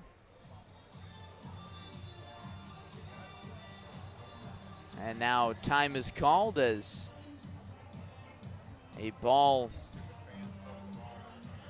was sitting behind home plate on the warning track, so somebody had to come and retrieve it. And it's a full count on Elliott. Here's the payoff pitch. Swung on and popped foul. This time Wade hangs onto the bat, and we'll have another payoff. So I asked Wade about that one day, why he kept letting go of the bat, and he said early in the season he jammed his thumb on a play, and as a result he can't have a super tight grip on the bat, and he waves and misses at a high fastball on the second payoff pitch, and he is retired on strikes. Fourth K for Hayden Berg through 3 1/3. Rivets trail 6-zip, and here's Brian Fuentes with the bases empty. Fuentes doubled his first time up, only to be left stranded to end the inning. And the first pitch to him, tailing breaking ball too far outside, 1-0. And I called that a breaking ball, but it was a fastball at 90 miles per hour. A lot of two-seam life from Berg. In the 1-0, fastball misses inside. Fuentes jumps out of the way, and it's 2-0. The more movement pitchers have on their fastball, of course, the more effective they will be, and Berg has proved to be quite effective this season. They kick in the 2-0, fastball inside again, 3-0.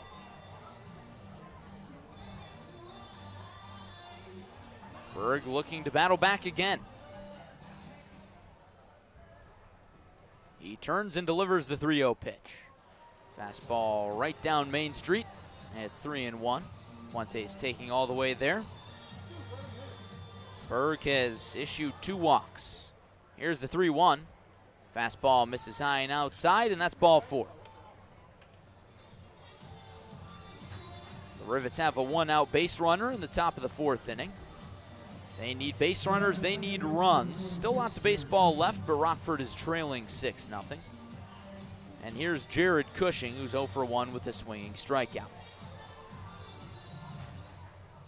Cushing, a long and lanky fella in the right-handed batter's box, standing at a wiry 6'3", 200 pounds. And the first pitch to him, a fastball catches the outside corner. It's 0-1. The day started very windy here in Kalamazoo. The wind was howling in from center field. And now the wind has certainly calmed down a little bit. It's still blowing, but a little more from right field to left field. Quick pickoff throw over to first base. Fuentes back safely. Cushing with 1 foot in the box. Now he climbs both of them in there and settles into a open batting stance. Leans back, waves the bat back and forth. And here's the 0-1. Curveball drops right in there. A great pitch from Berg as Cushing kind of leaned backwards. He thought that ball might run in on him, but instead, it's 0-2. Cushing has struck out a fair amount this season, but for the amount he strikes out, he's a pretty good contact hitter. And the 0-2, fastball misses high. It's 1-2. It's a good 2-strike pitch. A lot of hitters will try to chase after that as they see that high fastball as a pitch to hit, but they can't get around on it. A lot of batters have uppercut swings, and they can't reach that fastball. Berg sets, and time is called. Fuentes back to first base, and now we're ready for action once again. Berg holds the baseball behind his back, sets at the belt, and throws the 1-2. Broken bat, jam shot flare right at the third baseman, Geloff. He makes the play and looks Fuentes back to first base, and there's 2 down. That fastball ran in on the hands of Cushing, and it was just one of those sounds off the bat where you knew the bat was broken. Not exactly hollow sound, but a higher pitched crack of the bat for out number 2. Rivets trail 6-zip. Brian Fuentes still on first base, the only Rivet to reach twice so far tonight. Johannes Hawkinson walked his first time and takes a big swing and a miss. It's 0-1. Hawkinson, the junior from Concordia, Wisconsin, a now 2-year Rockford Rivet. Righty on righty, and the 0-1.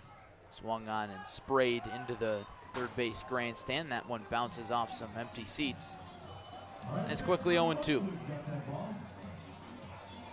Usually in the middle innings, it's the beer inning at Homer Stryker Field, as if any opponent batter strikes out, everybody gets half-price beer for the rest of the inning. The 0-2, breaking ball misses outside.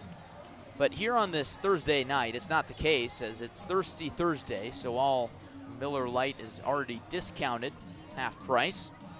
So no beer inning, maybe a little less pressure for Rockford. Fuentes goes with a pitch, line drive up the middle into center field, past a leaping Luke Lido. And the Rivets have 2 on with 2 out in the top of the 4th. Good contact from Hawkinson, nearly barreling that one up. And the Rivets have something going for the bottom of the order. Here's Greg Ziegler. Last time Greg Ziegler came to the plate with 2 runners on, he belted a 3-run home run in the 9th inning of Game 1 of this doubleheader, which the Rivets lost. He came up with the bases loaded earlier and grounded into a 5-3 double play to end the inning. We'll see if he can get redemption. Righty on righty, and the first pitch to Greg. He squares to bunt and pops it up back to the pitcher. It bounces. Berg bobbles it, recovers, throws the first in time to get Ziegler, and that's the inning. An impressive play by Hayden Berg.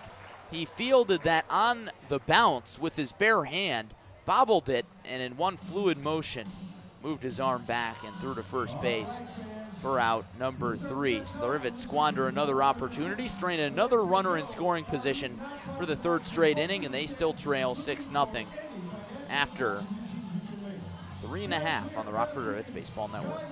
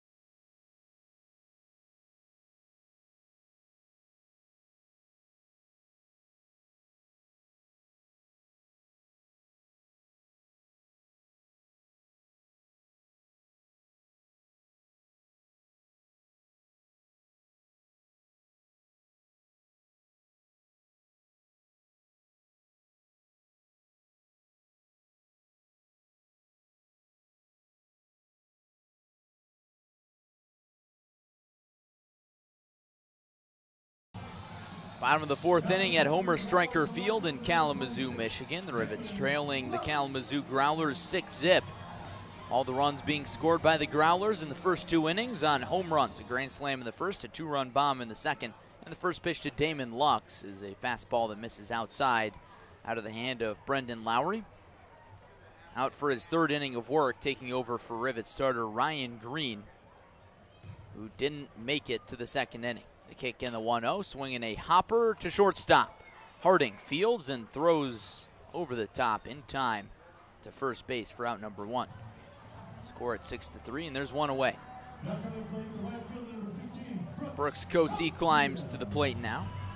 Coates popped out in the 1st inning and reached and scored on a fielder's choice and came around to touch home plate on the 2-run blast by Jake Geloff, which made this score 6-0. Left-handed pitcher, right-handed batter. And the first pitch to Coates misses well outside. It's 1-0. Lowry was originally told he was going to start this game, and I bet Rivets manager JT Scara maybe wishes he made that choice and then brought Green out of the bullpen. Maybe that'll happen next time. Here's the 1-0. Breaking ball misses low. It's 2-0. But Scara had planned to pair these 2 pitchers either way, so whether Lowry started or Green started, he knew that both of them were going to pitch this game. Here's the kick in the 2-0, swinging a fly ball into center. Ziegler moves back and now comes hustling in towards right field. Left field, that would be, and he makes a jogging grab. 2 up, 2 down in the Growlers' bottom of the 4th. Here's Jake Geloff. He went yard well beyond the short porch in left field his last time up. There are a lot of cheap home runs here in Kalamazoo because it's 291 feet down the left field line, but Geloff's shot was not cheap. First pitch to him, fastball misses outside, 1-0. Slow one at 84 from Lowry. Lowry, a bit of a 3/4 delivery across his body. Here's the 1-0. Fastball misses low, 2-0. But Lowry does a pretty good job of hiding the baseball. Turns his back to the batter as he delivers, especially from the windup. And the 2-0 misses way away. And it's 3 balls and no strikes. Lowry at 41 pitches so far. Relatively efficient. He comes home with a 3-0. Fastball down the chute, taken for a called strike 1. Looking at the home plate grandstand below us, I can probably count a lot of beer cups. Here's the 3-1. Fastball misses the plate this time on the outer black. And that's a 2-out walk issued to Jake Geloff. Not the worst result in the world against Geloff, who now has 3 home runs in just 11 games. And here's Henry Gargis, a guy you don't want to face with runners on base. Gargis belted a grand slam in the first inning and singled his last time, so he's halfway to the cycle, arguably knocking out 2 of the easiest parts of the cycle. Triple, definitely the hardest. Double, not all that difficult.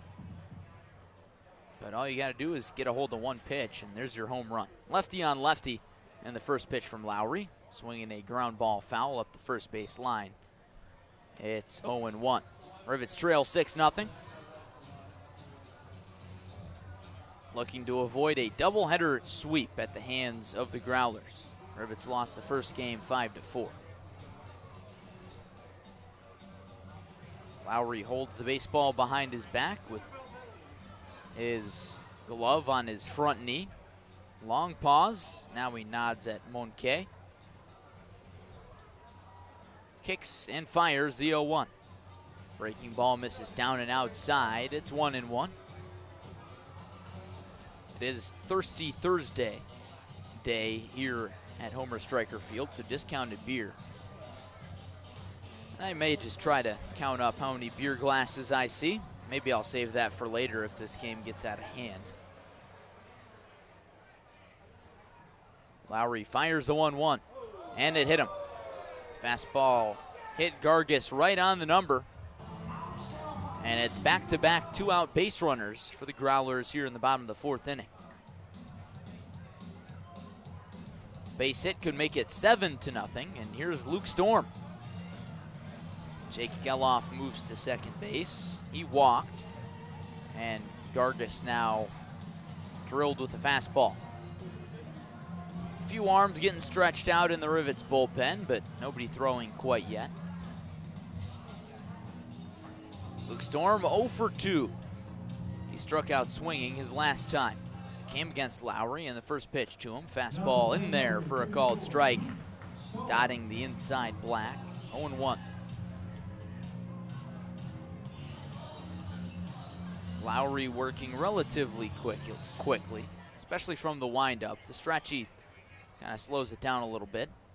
He asks Monque to run through the signs again. Now he comes set, and the 0-1 pitch. Fastball misses near the back knee of Storm. He watched that one all the way in there, 1-1.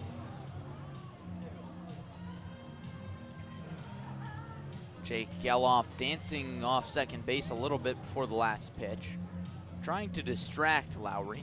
Jared Cushing, the second baseman, near the bag. Brian Fuentes not holding on Gargis on first base. Lowry sets at the belt and comes home with a 1-1 pitch.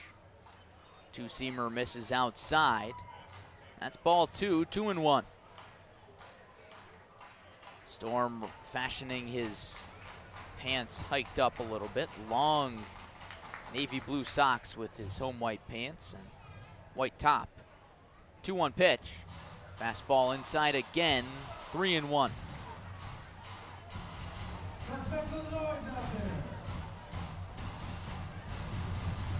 Dangerous count against a dangerous hitter. Storm has 2 home runs this summer, 20 RBIs. 2 outs for Lowry. Rivets trailing 6-zip. Here comes the 3-1. It's on the way. Line drive over the head of Wade Elliott into left field. Jake Donahue gets around it. The throw to the plate is cut off. So the Growlers pick up a 2-out run here. Jake Geloff scores from second base. Henry Gargis stops at second. It's an RBI knock for the freshman from Duke, Luke Storm, and that makes it 7-0 in the bottom of the 4th inning. A frustrating day for the Rivets continues. Here's Luke Lido. 0 for 1 with a walk. That walk came back in the 1st inning. He was stranded on third base. Lefty on lefty matchup. And the first pitch. Fastball runs inside, almost hit Lido. And it's 1-0. Jake Armstrong trotting out to the Rivets bullpen now. Looks like he's going to pick up a baseball and probably start throwing. 1-0 delivery. Fastball misses down and outside. No mound visit yet from Rivets pitching coach Doug Coe. And you figure Lowry is 1 good pitch away from getting out of this inning. You retired the first 2 batters without issue before walking Geloff, hitting Gargis, and allowing an RBI single to Luke Storm. Lowry, the big and burly lefty, comes home with a 2-0 pitch. Fastball misses high, and it's 3-0. Looked like that one was a strike, in all honesty. Not sure where it missed. About around near the letters, so missed high according to Connor McKenzie. And now the 3-0 to Luke Lido. That fastball is in there for a called strike, a little lower than the last one, and it's 3-1. Lido was originally supposed to be a first-round draft pick in this year's 2021 MLB draft, but his stock fell a little bit, and he ended up not getting selected. He's committed to LSU, though, and he was leaning towards heading there anyways. 3-1, breaking ball, called strike on the back door, and the count is full. So Lido stays true to his commitment. Well, that's not too bad. Either you get drafted or you head to a prolific baseball program in the SEC. Here's the payoff pitch. Fastball called strike 3 on the outer black, and the inning is over.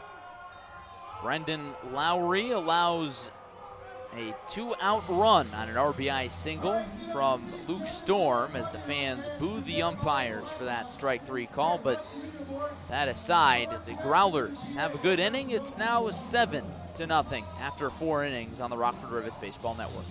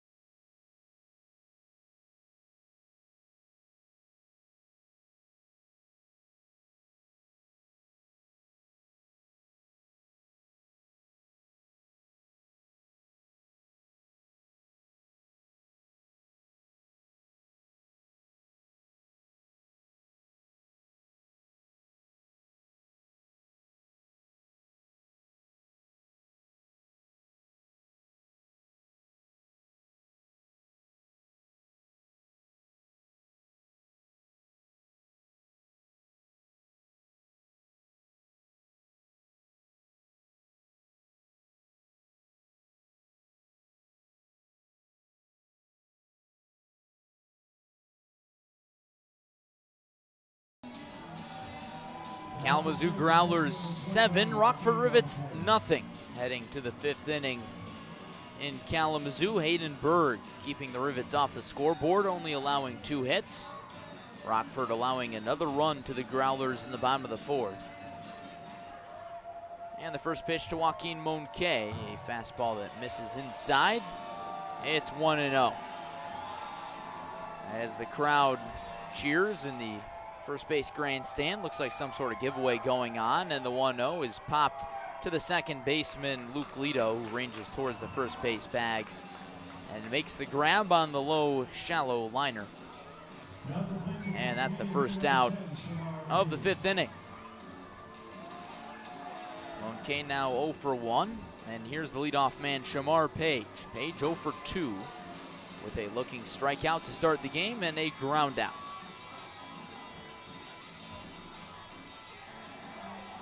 Hayden Berg, the righty from Western Michigan, doing quite well so far. The kick in the first pitch to Page. Fastball misses outside, as it looks like the giveaway crew has now moved to the home plate grandstand. Berg winds and deals the 1-0. In for a called strike, fastball on the outer black, 1-1. Let me tell you, this crowd gets more fired up for giveaways than the action on the field. Not sure if that's good or bad. Here's the 1-1, swinging a low line drive right at the left fielder, Damon Lux, who backpedals and makes the catch head high. And that's out number 2. Good contact from Page, trying to work the opposite way. No dice there, and the bases are empty for Jake Donahue with the Rivets trailing 6-0. In addition to the giveaway crew, it looks like a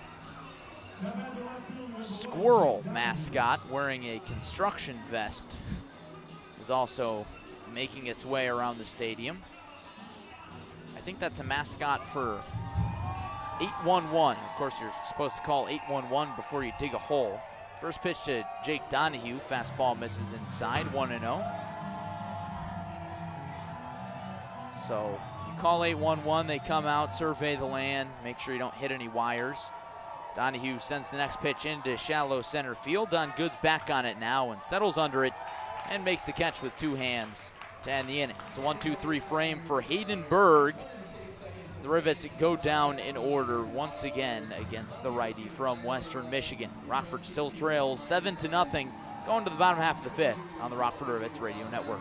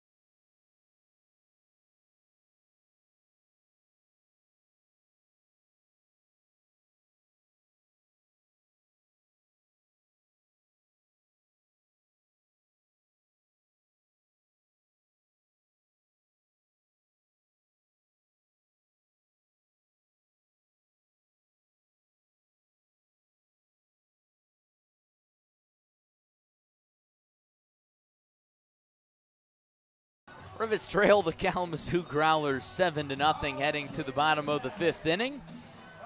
Rockford dug themselves an early hole, allowing a grand slam in the first inning to Henry Gargis and a 2-run blast to Jake Geloff.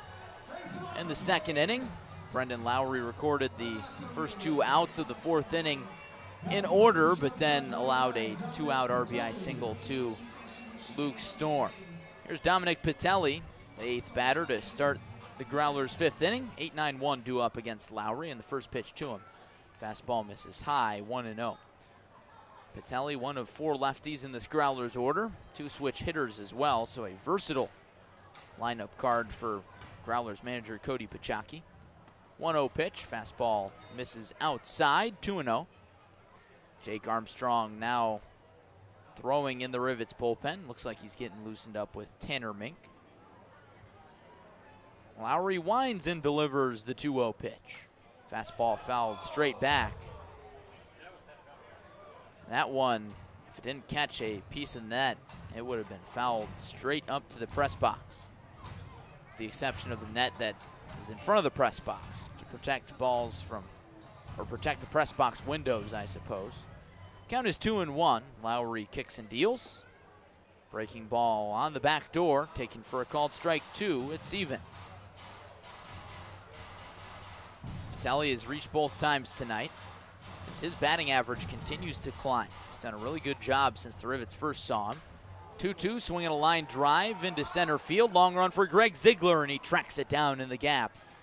Good first step from the sophomore from Johnson County Community College. And that is out number 1. Hard hit ball from Patelli. He's seeing the ball well lately, you can really tell. But a loud out number 1, and here's the 9-batter Tate Ballestero, the sophomore from Virginia. He's 0 for 2. Right-handed batter, left-handed pitcher, and time is called as the Rivets outfielders return to their positions.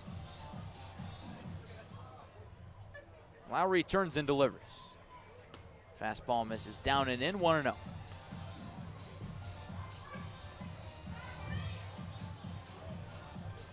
Ballestero played in 17 games for the Cavaliers this spring, batting .219.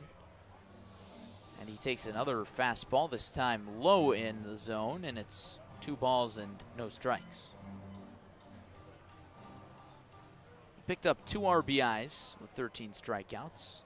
Good experience for him. And another fastball misses down and in near the shins. It's 3-0. If you're a catcher on a college roster, chances are you're probably going to get at least 1 guaranteed appearance. So you need some depth there. Here's the 3-0 fastball for a called strike on the inside corner. Ballestero turned away from it. And it's 3-1. He waves his tan bat around as he grasps it with white batting gloves. And here's the 3-0 pitch. That fastball misses well outside, and it's a 1-out walk to the 9-batter. Ballestero aboard for the first time tonight, and here's the leadoff man, Don Goods, who's 0 for 1 with 2 walks. Don Goods, the sophomore from the University of Northwest Ohio, a native of Ohio as well. Lefty on lefty matchup here. Ballestero takes a 4-step lead off of first base. And the first pitch. Swing and a foul ball near the Growlers dugout. And it's 0-1.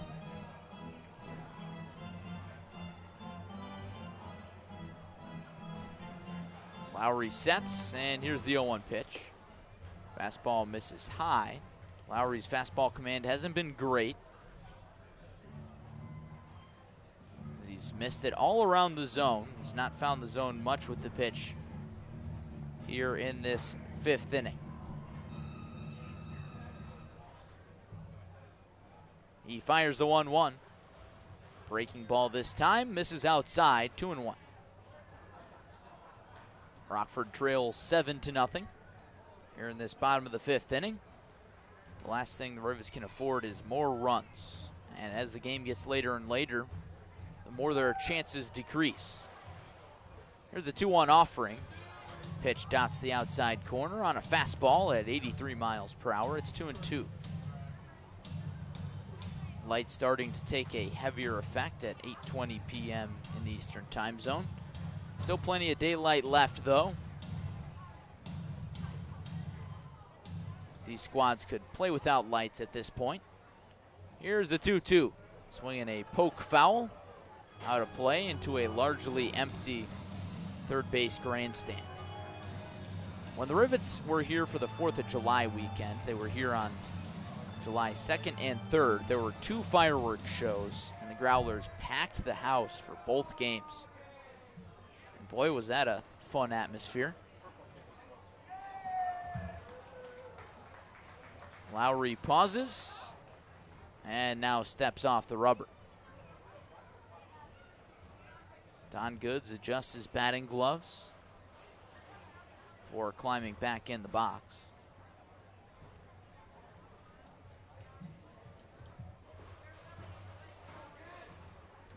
Long pause and the 2-2. Fastball called, strike 3 on the outer black. Don Goods not at all happy about the call. He has some words for home plate umpire Connor McKenzie. Got to be careful there. And now he heads back to the dugout. And he is out number 2. Rivets trail 7-0. Runner on first base is Tate Ballestero. And here's Damon Lux. Lux is 0 for 2 with a walk and a run scored. Redshirt sophomore from Duke has belted both of his home runs against the Rivets. And the first pitch is a line drive into left field. That one hops in front of Jake Donahue. He fields it and tosses it back into the infield. Ballestero stops at second base. And the Growlers have another 2-out scoring opportunity for Brooks Coetzee. Coetzee is hitless tonight. Reached base on a fielder's choice and scored in the 2nd inning. Brendan Lowry looking to avoid more 2-out trouble. He allowed a 2-out run last inning. First pitch to the righty, Coetzee. Fastball misses downstairs, 1-0. Looking off to the west, it looks like a painted sky. Some dark clouds low on the horizon. Some higher level clouds out in the distance. Lowry's 1-0 offering. Swung on and flied into left field. Donahue back on it at the track, and he watches it sail into the left field Miller Lite bear trap. It's the 3rd home run of the ball game for the Kalamazoo Growlers. This time a 3-run shot from Brooks Coetzee. And they've broken this thing wide open. 10-0 Growlers in the bottom of the 5th.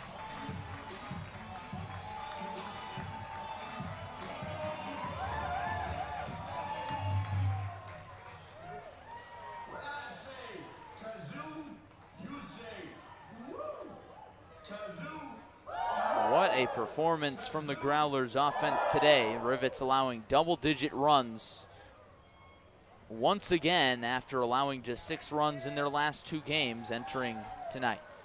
JT Scarra comes out from the dugout and takes the ball from Brendan Lowry, and here comes Jake Armstrong. We'll tell you the details about the redshirt sophomore after this. Growlers now lead 10-0 in the bottom of the 5th on the Rockford Rivets Baseball Network.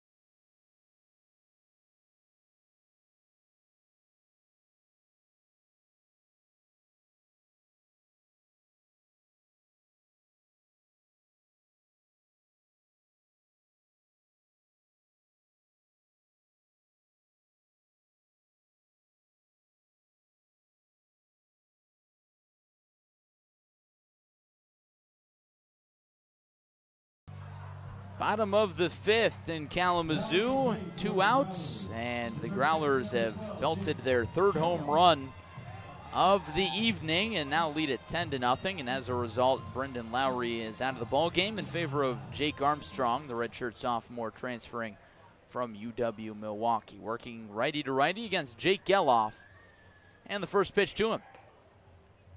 A fastball misses outside, 1-0. Armstrong has been very good for Rockford in long relief. His last outing was 5 innings, allowed just 2 hits and no earned runs. And the Rivets 6-5 win over Wisconsin. Tosses a breaking ball, looks like a curveball outside to Geloff, and it's 2-0. Geloff has had a nice night for himself. Reached on a fielder's choice and scored a run in the first, had a 2-run home run in the second. And the 2-0 is in there for a called strike. Fastball on the inside corner. 2-1. And his last time up, Geloff walked and came around to score on an RBI single from Luke Storm. Here's the 2-1, swinging a foul off and out of play. Off to the right side. And it's 2-2. So earlier this week, the Rivets allowed 8 runs to Traverse City and then followed that up by allowing 22 runs in one game. 2-2 offering, swung on and popped to the right side. This time in play for the right fielder, Johannes Hawkinson. He comes in towards the infield and makes the grab to end the inning. But the Rivets' struggles continue. A 3-run home run off the bat of Brooks Coetzee ends Brendan Lowry's day, and the Rivets now trail 10-0 in Kalamazoo on the Rockford Rivets Baseball Network.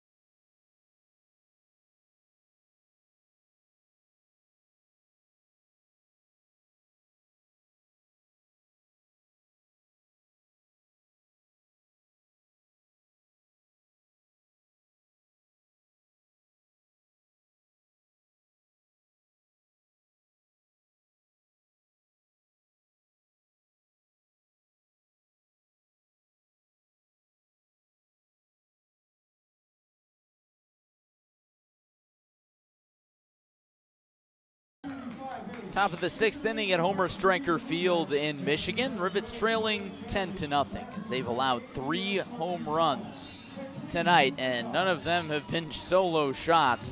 A grand slam in the first, a 2-run home run in the second, and a 3-run blast in the 5th, with an RBI single there in between. So a tough day for the Rockford Rivets as they drop the first game of this doubleheader earlier today. Brody Harding climbs in 0 for 2. Left-handed batter, right-handed pitcher, and Hayden Berg deals the first pitch. Fastball misses outside, 1-0. So Ryan Green started the game for Rockford and hit the Northwoods League single innings pitch limit, so he came out after 1 inning of work. 1-0, home run, hack, and a miss from Harding, 1-1. Brendan Lowry came in, looked sharp in spots, but allowed 2 more home runs. So he's out of the ball game now. Harding swings and grounds it down to first base as Henry Gargis gathers it and takes it to the bag himself for out number 1 in the top of the 6th. Rivets trail 10-0, and here's Wade Elliott with the bases empty. Perhaps on the bright side for Rockford, if there is one, they've yet to allow double-digit hits, and that's something they've really struggled with in the second half. They've done it in 6 of 8. 6 of their last 8 games, I should say. Wade Elliott swings the first pitch and pops it over the grandstand, 0-1. Elliott, the sophomore from Louisiana Tech. righty-on-righty matchup here. Berg delivers. Fastball dots the outside corner, quickly 0-2. So while the Rivets pitching staff has struggled tonight, Berg has seemed to get better as the night has gone on. Here's the 0-2. Fastball runs inside. Elliott with a check swing, and it bounces off of his bat, so a bad break for him. Still 0-2. It looked like the Rivets were going to creep back into the ball game. They allowed that grand slam in the bottom of the first inning, but then they responded by putting Wade Elliott on third base and Brian Fuentes on second with no outs in the second inning. But then the Rivets left the bases loaded. Wade Elliott swings at a pitch in the dirt, gets away from Ballestero, the throw to first in time. Strikeout number 5 for Hayden Berg, the redshirt freshman from Western Michigan. And that's out number 2. Nobody on for Brian Fuentes as the Rivets trail 10-0.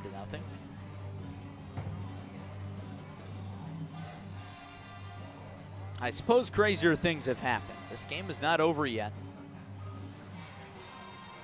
The Rivets still have 4 more innings to work with after this one, or 3 more innings to work with after this one, considering that we are now in the top of the 6th inning. And the first pitch to Fuentes, a fastball misses outside.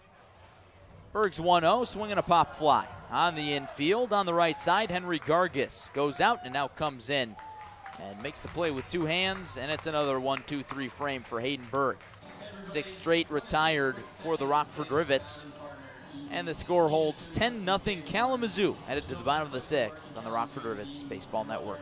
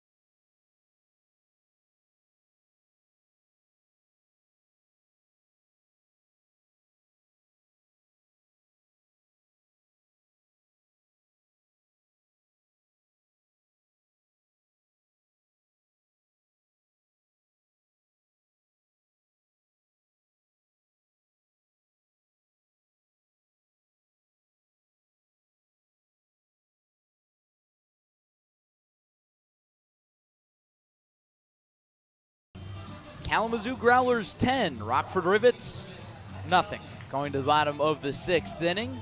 Second game of a doubleheader between these Great Lakes East rivals. Rivets 4-6 in the second half. Kalamazoo 3-7. Both these teams out of the playoff picture so far. They both need to win the second half to gain a spot in the Northwoods League playoffs. Rivets have lost 4 of 5 games. Kalamazoo has lost 2 of 3. So tough stretches for both these teams, looking to right the ship, and I would say that the ship is being righted a little better by the Growlers. Jake Armstrong out for his first full inning of work. He'll face Henry Gargis to start, righty on lefty in the first pitch. Breaking ball misses outside, 1-0. Gargis, Luke Storm, and Luke Lito due up here in the bottom of the 6th inning. Gargis is 2 for 2. Grand slam in the first and a single in the second. Armstrong, the long and lanky righty, turns and delivers the 1-0 pitch. Fastball cut on and missed up in the zone, 1-1. Armstrong started his collegiate career at Illinois Springfield. He's got quite the journey. So recruited out of high school at Normal U High, which is a baseball powerhouse in Normal, Illinois. Armstrong was consensus All-State his senior year. The kick in the 1-1, breaking ball runs inside. It's 2 balls and a strike. Armstrong went from U High to Illinois Springfield, where he was recruited to be a catcher.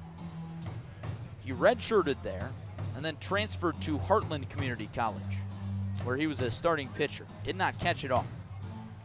He kicks and fires the 2-1, swinging a line drive foul off to the left side out of play. 2-2. After a season at Heartland, 2 seasons at Heartland, excuse me, he transferred up to UW Milwaukee for his 3rd year of college baseball. It was cut short by COVID-19.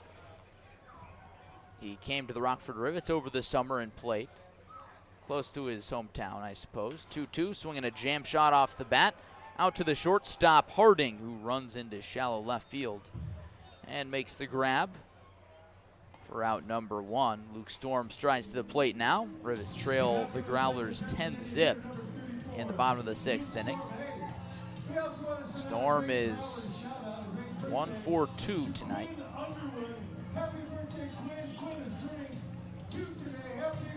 But Armstrong joined the Rivets. You know, Rockford, about a 2-hour drive or so from Bloomington. So with COVID-19 and all, it's not a bad hike, relatively close to home. First pitch to Storm.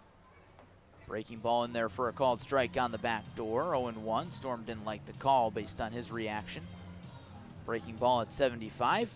Armstrong working quickly. Here's the 0-1. Fastball cut on and tapped foul up the first base side. It's 0-2.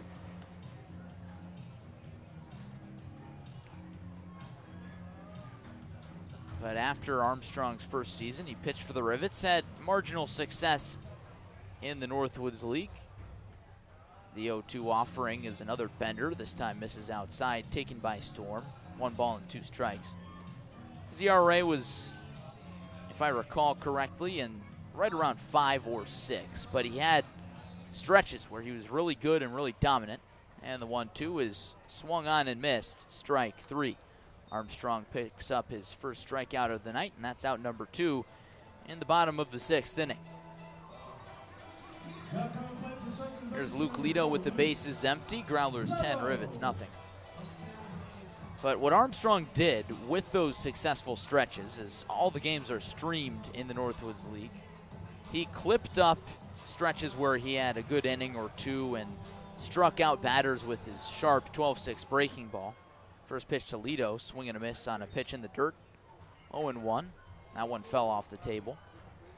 But Armstrong clipped up those highlights and then put them all into a video and captioned each of those clips with the school that those players belong to. The 0-1, fastball misses low and away, 1-1. And of course, last year's Northwoods League was a little more competitive than this year's, and that's not to say that this year's league is significantly down. But last year there was no Cape Cod League out in Massachusetts. The 1-1, breaking ball in there on the outer black. Luke Lido tilts his head back, and it's 1-2. So all the talent in the nation came to the Northwoods League, one of a few leagues to play, so Armstrong faced some elite talent, spliced up that highlight clip, and he splices up Luke Lido, and Lido swings and misses for strike 3. Back-to-back Ks for Armstrong, and a 1-2-3 frame in the 6th inning as the Growlers still lead at 10-0. More Jake Armstrong talk after a short break on the Rockford Rivets Baseball Network.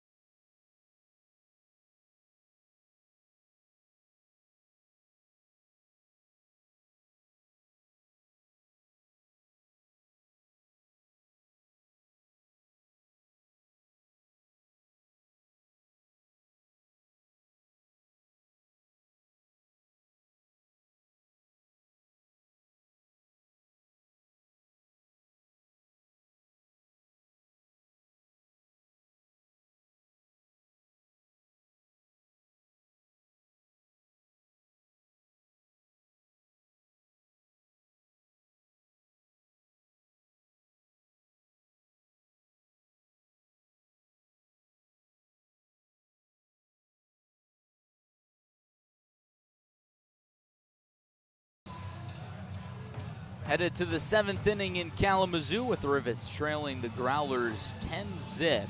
And manager Cody Pachaki goes into the Growlers bullpen and hands the baseball to Trey Nordman, the freshman from Lipscomb, a native of Lansing, Michigan. Has been very hit or miss so far this season. In his first 3 outings, he allowed at least 1 earned run each time, including a 6 earned run outing against Wisconsin Rapids on June 18th. Since, he has alternated between scoreless outings and allowing an earned run in his last 4 outings. He's faced the Rivets before. He's faced them back on July 3rd. He pitched an inning and allowed an earned run in a 3-1 Growlers win. His last outing was on July 8th, and he allowed 2 earned runs against the Allison Mallards in an inning and a third. Nordman's been handed a big cushion, so no pressure for him here. Rivets down 10-zip. Long way to go for them if they want to come back in this one. Righty on righty as Jared Cushing climbs in the box. Cushing, Hawkinson, Ziegler due up for Rockford here. First pitch to Cushing. Fastball misses in the dirt at 92, 1-0. Cushing, the 6th batter in the Rivets order. He's 0 for 2 with a swinging strikeout. Nordman's delivery is violent, to say the least. Herky-jerky, a lot of moving parts. Sets high above the chest and fires the 1-0. It misses low again at 91, and it's 2-0. It's not that he's moving his arms everywhere before the pitch, but it's after the pitch. You know, big, long follow through. And perhaps that's why he struggled with command. He's walked 28 batters and 80 batters faced. Here's the 2-0, swinging a slow chopper up third base line, foul. It's 2-1. This just across our desk. Chicago Cubs outfielder Jock Peterson has been traded to the Atlanta Braves for minor league first baseman Bryce Ball. So the Rivets selling, not the Rivets selling, but the Chicago Cubs selling has begun. Oh boy. The count is 2-1 on Cushing. Here's the pitch.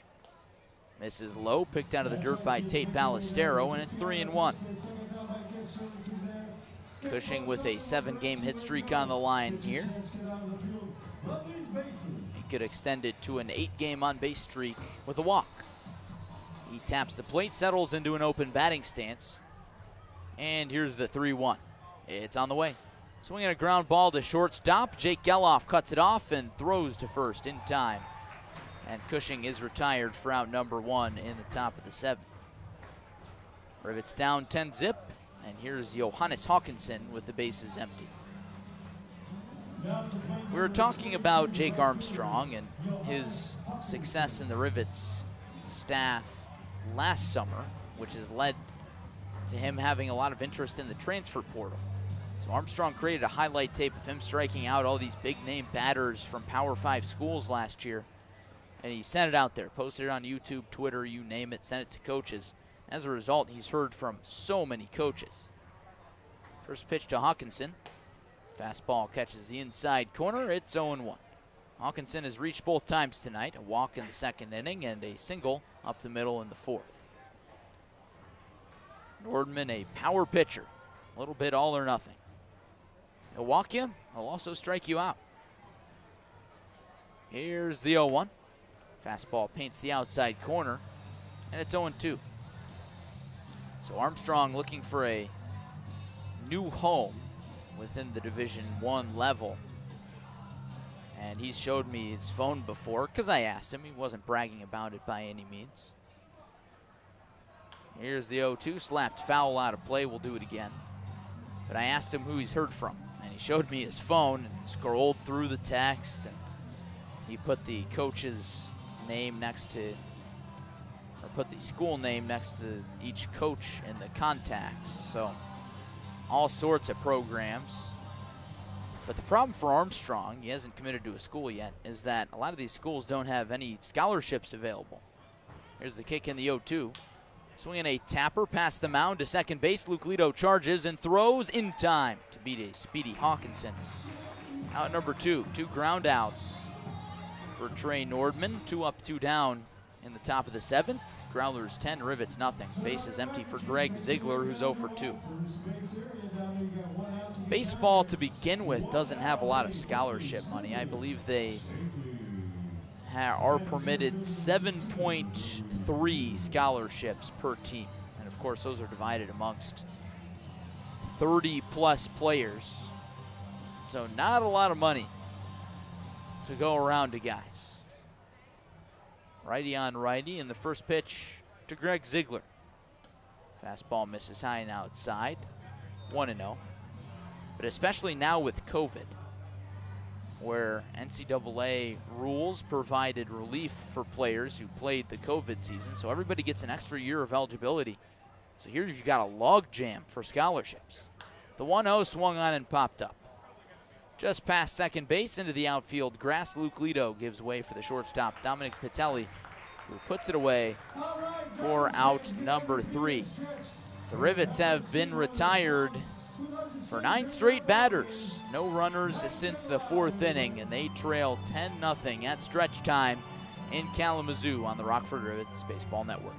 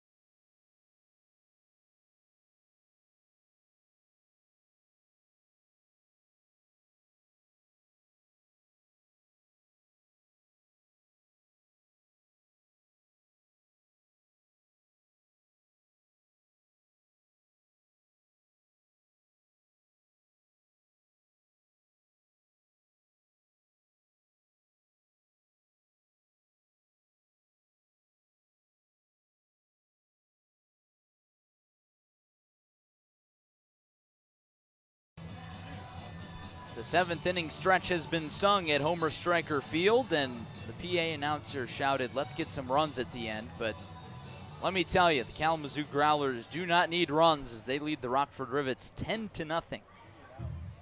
Going into the home stretch of this baseball game, Jake Armstrong back out for another inning of relief work. He'll face 8-9-1 in the Growlers order, starting with Dominic Pitelli. Pitelli is 1 for 2 with a single and a walk. He lined out to the center field gap his last time up. Made loud contact. Left-handed batter, right-handed pitcher, and the first pitch from Jake Armstrong. In there for a called strike on the back door. Nice breaking ball. And it's 0-1. Armstrong gazes in for the sign from Moan K, and the 0-1 pitch. Same place, same result. Same breaking ball, it's 0-2. But to wrap up our conversation about Armstrong, he fires the 0-2. Fastball misses outside. He said he really wants to wrap up this whole process within the next 2 weeks. He told me about a week ago, he said, If this were a 3-step process, it still feels like I'm on step 1. Breaking ball misses outside, 2-2. So many coaches have been reaching out to players just to reach out to players as they try to fill out their roster for next season. Some coaches just don't have any available roster spots. 2-2 cut on and missed, and that's strike 3, and out number 1 in the bottom of the 7th inning. 3 straight Ks for Armstrong. And here's Tate Ballestero.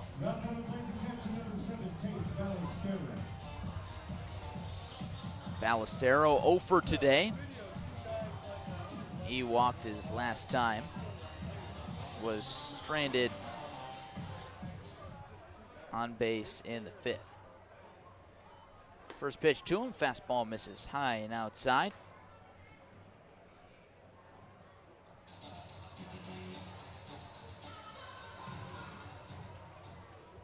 The kick and the 1-0. Slow swing and a miss. A foul tip into the glove of Monke. 1-1. The Growlers have played long ball today against the Rivets, in case you're just joining us. 3 of them. Grand slam in the first. 1-1. A fastball misses outside. Grand slam in the first. A 2-run shot from Jake Geloff in the second. A 3-run blast from Brooks Coetzee in the 5th. Armstrong delivers the 2-1. Fastball called strike on the outer black. No action in the Rivets bullpen. Good chance that Jake Armstrong goes the rest of the way. I think he deserves a shot at the Rivets starting rotation. Rockford has struggled to find a consistent starting pitcher other than Ross Thompson. Here's the 2-2. Big cut and a miss on a high fastball, and that's strike 3. 4 straight Ks for the redshirt sophomore transferring from UW Milwaukee. And here's the top of the order in Don Goods. Have a night, Jake Armstrong. A silver lining in a otherwise rough day for Rockford, on their way to being swept in this doubleheader, losing 10-0 in the bottom of the 7th. Goods hitless tonight, 0 for 2 with a strikeout and a fielder's choice, and he watches strike 1, a breaking ball on the outside corner, 0-1. In between games of the doubleheader, of course, there was a fair amount of time. Armstrong misses outside, 1-1. Game wrapped up at, I'd say 1:30. So the teams had until, I wouldn't say the game wrapped up at 2:30, come to think of it. That ball is popped to shortstop, and Brody Harding puts it away, and now I'll have a little bit more time to think about when game 1 of the doubleheader ended. Another 3-up, 3-down inning, 6 straight retired by Jake Armstrong. As we head to the 8th, Rivets trailing 10-0 on the Rockford Rivets Baseball Network.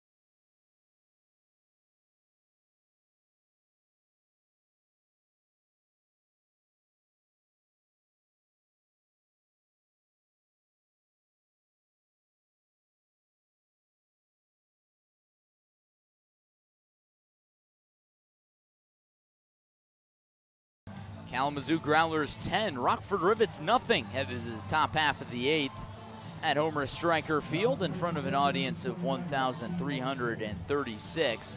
Rivets fell behind early. A first inning grand slam off the bat of Henry Gargis was some foreshadowing. 3 home runs for Kalamazoo tonight, none of them solo shots. Rivets will need to pull off a comeback for the ages if they want to salvage a doubleheader split today.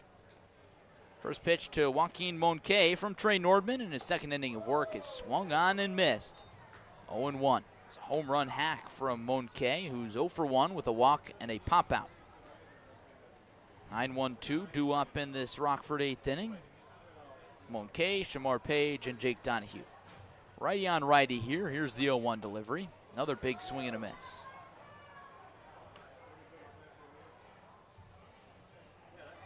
Monque paces around the right-handed batter's box and now climbs back in.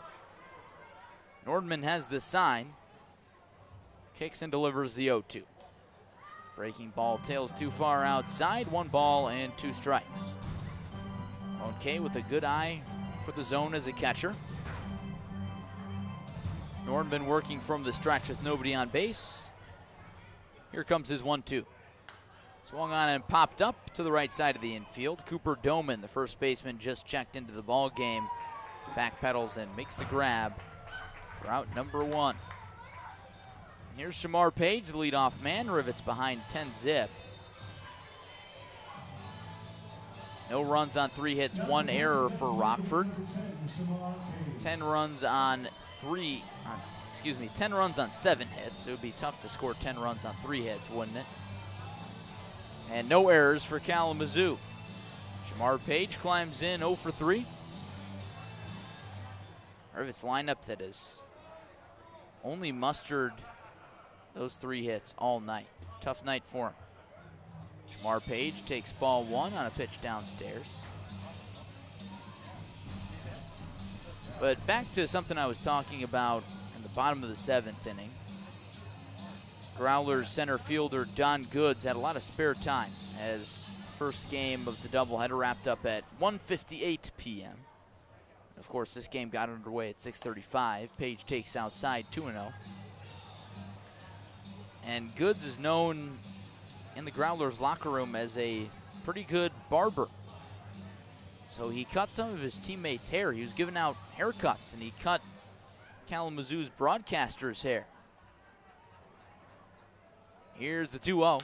Swung on and crushed deep right field. That one is foul. Off the bat, it looked like Page might have a home run or extra bases at the very least, but that one hooked too far. And it's 2-1. But that was an interesting way for Kalamazoo's broadcasters to spend their free time. A few of the Rivets spent their time by taking a nap, either on the locker room floor or for Noah DeLuga out in the outfield grass. I tweeted a picture of that nap going on. Find that on my Twitter page at MLB Larry. Shameless plug there. But hey, what else are you supposed to do? Early wake-up call, early start time. 2-1 to Page. Fastball misses outside, and it's 3 balls and 1 strike. I'm about ready for a nap. Didn't get much sleep last night. Working in preparation for a doubleheader. Waking up early, leaving the hotel at 8:15 Eastern time. 3-1, and it misses high and outside, and Shamar Page is aboard for the first time tonight in the top of the 8th. Rivets trail 10-0. We'll see if they can get on the scoreboard here against Trey Nordman.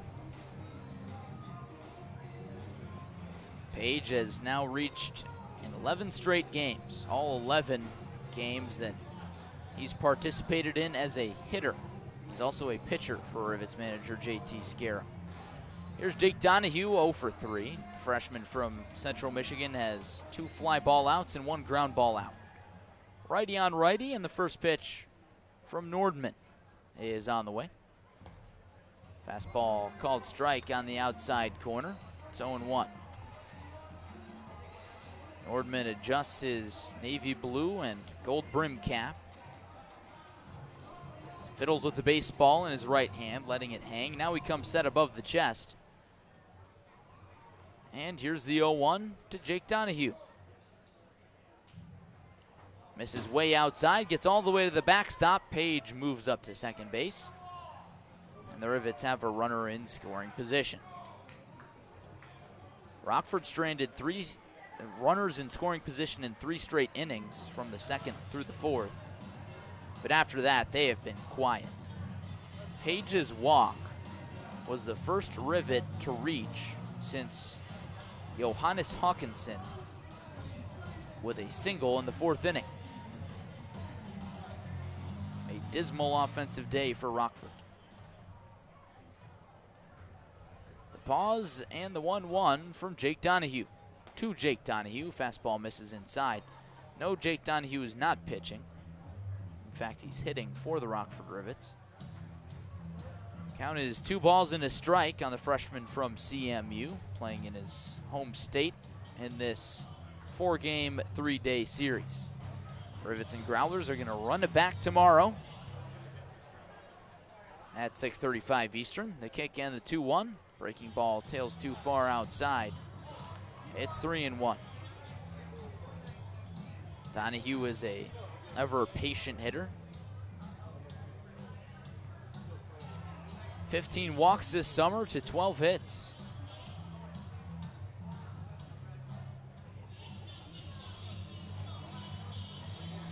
Clouds starting to clear up a little bit as the sun sets on southwestern Michigan. Here's the 3-1 offering from Trey Nordman. Misses down and in, and Jake Donahue draws a walk. Back-to-back free passes issued by Nordman in the top of the 8th, and the Rivets have a little something going. They're down 10-0.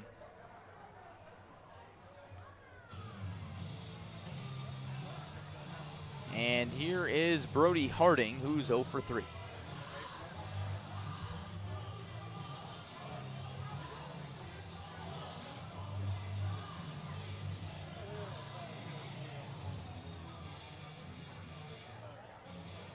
Harding, the sophomore from Illinois, looking to extend an 8-game on-base streak.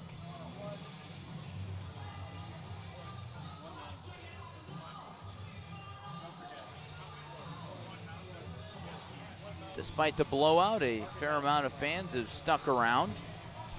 Perhaps some fans making their way to the exit. It's a nice night for a baseball game. What else is there to do? First pitch to Harding. Fastball runs inside, taken for ball 1. 1-0.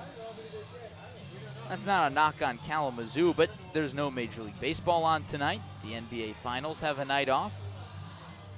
The British Open doesn't start back up until tomorrow morning.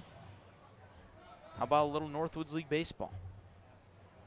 Here's the 1-0 to Harding. Misses low again. Snap throw down to second base. Page dives back in safely. An aggressive pick attempt by Tate Ballestero. 2-0 on Brody.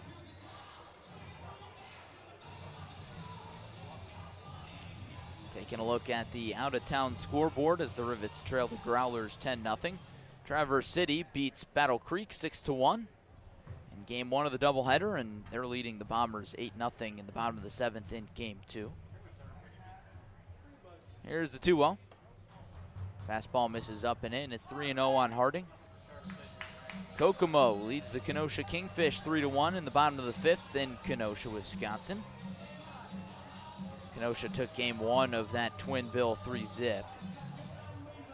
Fond du Lac leads Wisconsin 4-1. Lakeshore leads Wisconsin Rapids 3-1. And the 3-0 is a fastball that misses high and outside. It's a 4-pitch walk issued to Brody Harding. And just like that, Trey Nordman has walked the bases loaded with nobody warming up in the bullpen. So that's going to send Joey Romans out to the mound.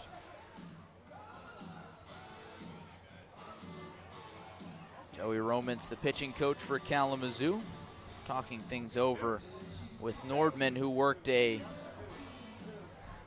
scoreless 7th inning. as the home plate umpire Connor McKenzie signals up to the booth that there have been 2 mound visits so far this game for Kalamazoo. Everybody making sure that everybody knows that there have been 2 mound visits. Got to have a little fun up here in this one-room press box. And now Connor McKenzie, the home plate umpire, has gone out to the mound and joined the party. And he sends Joey Romans back to the first base dugout for Kalamazoo. Rivets trail 10-0, wrapping up that out-of-town scoreboard whip around. Green Bay in front of Madison 1-0 at CCU Park. The Booyah had a dismal first half of the season. They're right in the thick of things in the Great Lakes West playoff race, but Fond du Lac has been very, very good. Started the half hot. They won the first half. Here's Wade Elliott with the bases loaded. Righty on righty. 1 out and the first pitch. Fastball runs inside, nearly hits Elliott near the stomach, and it's 1-0. No throwing quite yet in the Growlers bullpen. So the Rivets with a good opportunity to get on the scoreboard here. Maybe give the fans some entertainment, or at least give the Rivets fans some entertainment. Maybe a few of them here in Homer Stryker Field. Here's the 1-0. Fastball misses high and outside, 2-0. Although I suppose having the bases loaded via 3 straight walks isn't that entertaining. It's probably my least favorite type of baseball to watch, is walks and walks and walks. Trey Nordman has been susceptible to that so far this summer. He deals the 2-0. Breaking ball splits the plate, taken for a called strike 1. Nordman, tonight aside, has walked 28 batters so far this summer. The Growlers entering tonight had walked 55 Rockford Rivets in 8 games. This is the 9th game of a 12-game season series. Kicking the 2-1 to Wade Elliott. Check swing on a pitch in the dirt, knocked down by Ballestero. That may have caught him in a tough spot. But he slid out of his crouch to knock that one down and keep Shamar Page at third base and everybody at their stations. But now Ballestero's up and moving around. He's all right. And the count is 2-2 on Wade Elliott. A picturesque sunset over the western horizon, now a peach color. The sun has disappeared below the horizon, at least from our view. Here in Kalamazoo in the press box. Here's the set, and the 2-2 from Nordman. Swinging a ground ball to the hole at shortstop, cut off by Geloff. He's gonna throw to first base, not in time, and the Rivets are on the board. It's a single of the infield variety from Wade Elliott. His second knock of the night. He's 2 for 4. And Shamar Page scores from third base to make it 10-1. Rockford on the comeback trail. You never know until the ball game is over. Brian Fuentes climbs in the box here. He doubled in the second inning. A double here would go a long way. He also walked in the fourth. Righty on righty. And the first pitch. Fastball misses below the knees, 1-0. Jared Cushing waits on deck. Rivets need any sort of momentum, anything to make them feel good about this baseball game, or maybe just forget about it. Here's the 1-0. Big hack and a miss on a high fastball. It's 1-1. Fuentes was thinking dead center field with that one. Nordman blew that one in there at 93. He lets his right arm hang, looking for the sign from Ballestero. He's got it. No runners being held on. And here's the 1-1. Misses well outside. And it's 2-1. The Rivets runners ready to jump at a pass ball. But Ballestero keeping that one out in front.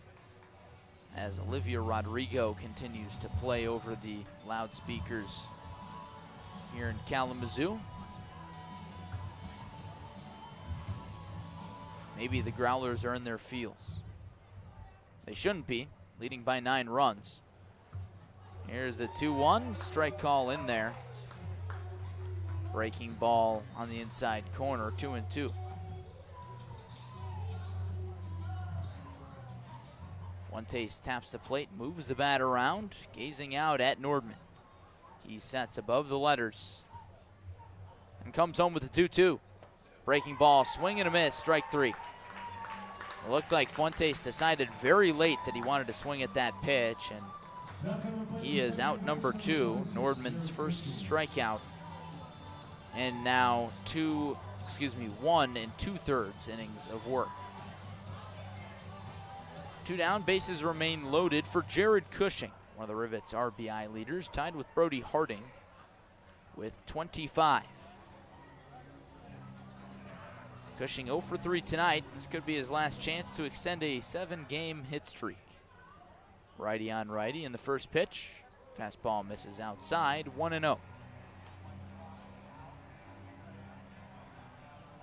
Nordman paces around the mound a little bit, adjusts his cap.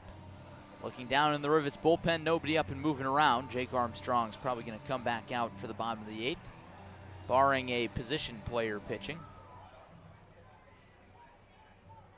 Here's the 1-0 offering from Nordman. Breaking ball in there for a called strike. Cushing watching that one all the way in there, and it's 1-1. Cushing stretching out his arms, taps the plate, settles in.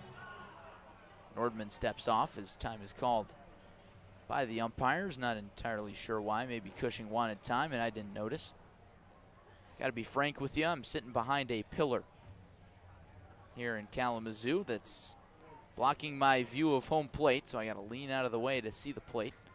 Here's the 1-1, swinging a foul straight back, and it's 1-2. Cushing right on that 91-mile-per-hour fastball.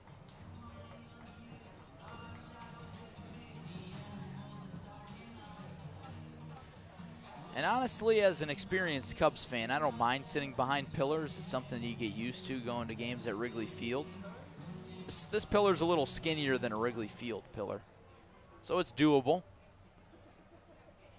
Here's the 1-2 from Nordman. Breaking ball called strike 3 on the inside corner, and the Rivets leave the bases loaded. They score their first run of the ball game on an RBI infield single by Wade Elliott, but that is all, and Nordman escapes further damage. So our new score headed to the bottom of the 8th is Rivets 1, Growlers 10 on the Rockford Rivets Baseball Network.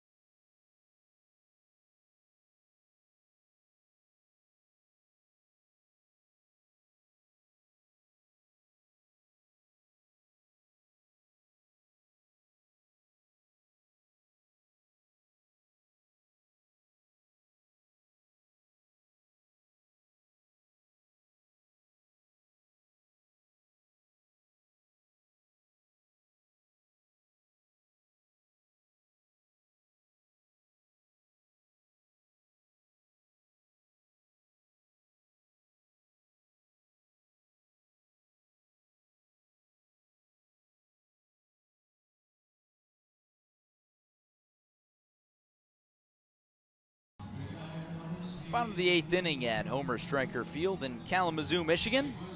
It's Growlers 10, Rockford Rivets 1, as Jake Armstrong heads back out there for the bottom of the 8th inning.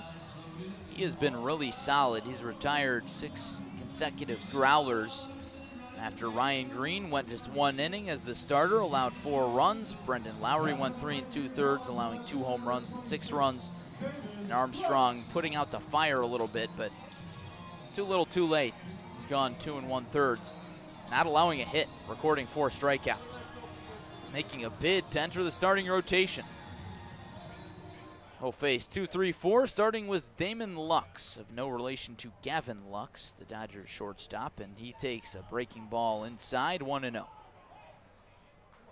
Perhaps he's related to Gavin Lux. I looked it up on his Duke page, and I would imagine that it would list it if he was related to Gavin Lux, but it wasn't listed. 1-0 in there for a called strike. Breaking ball, and it's 1-1. That's everybody's favorite song. Baby Shark comes on over the PA system. The kick and the 1-1. Bender low and away. 2 balls and a strike. Armstrong adjusts his jersey a little bit. Settles on the right side of the rubber, working from the windup, and delivers the 2-1. Curveball misses high. 3-1.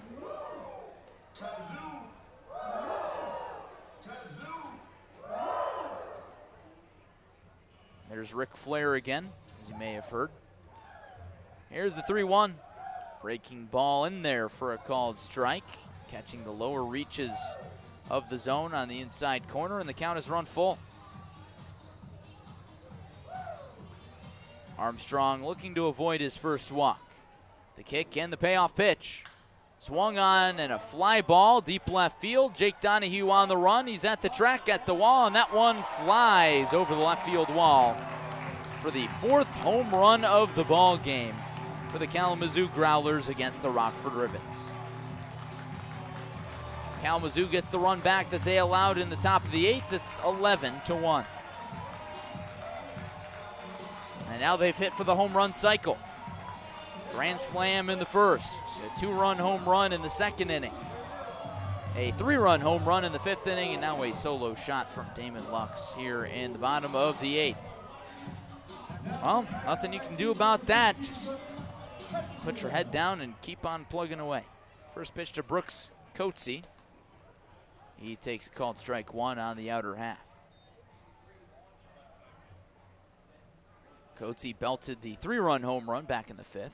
Righty on righty, and next pitch is swung on and lashed foul up the right side, out of play, 0-2. Damon Lux has 3 home runs this summer, and they are all against the Rockford Rivets. The 0-2 slapped foul. Sorry, Damon, for whatever the Rivets did to you. Hope you can forgive us.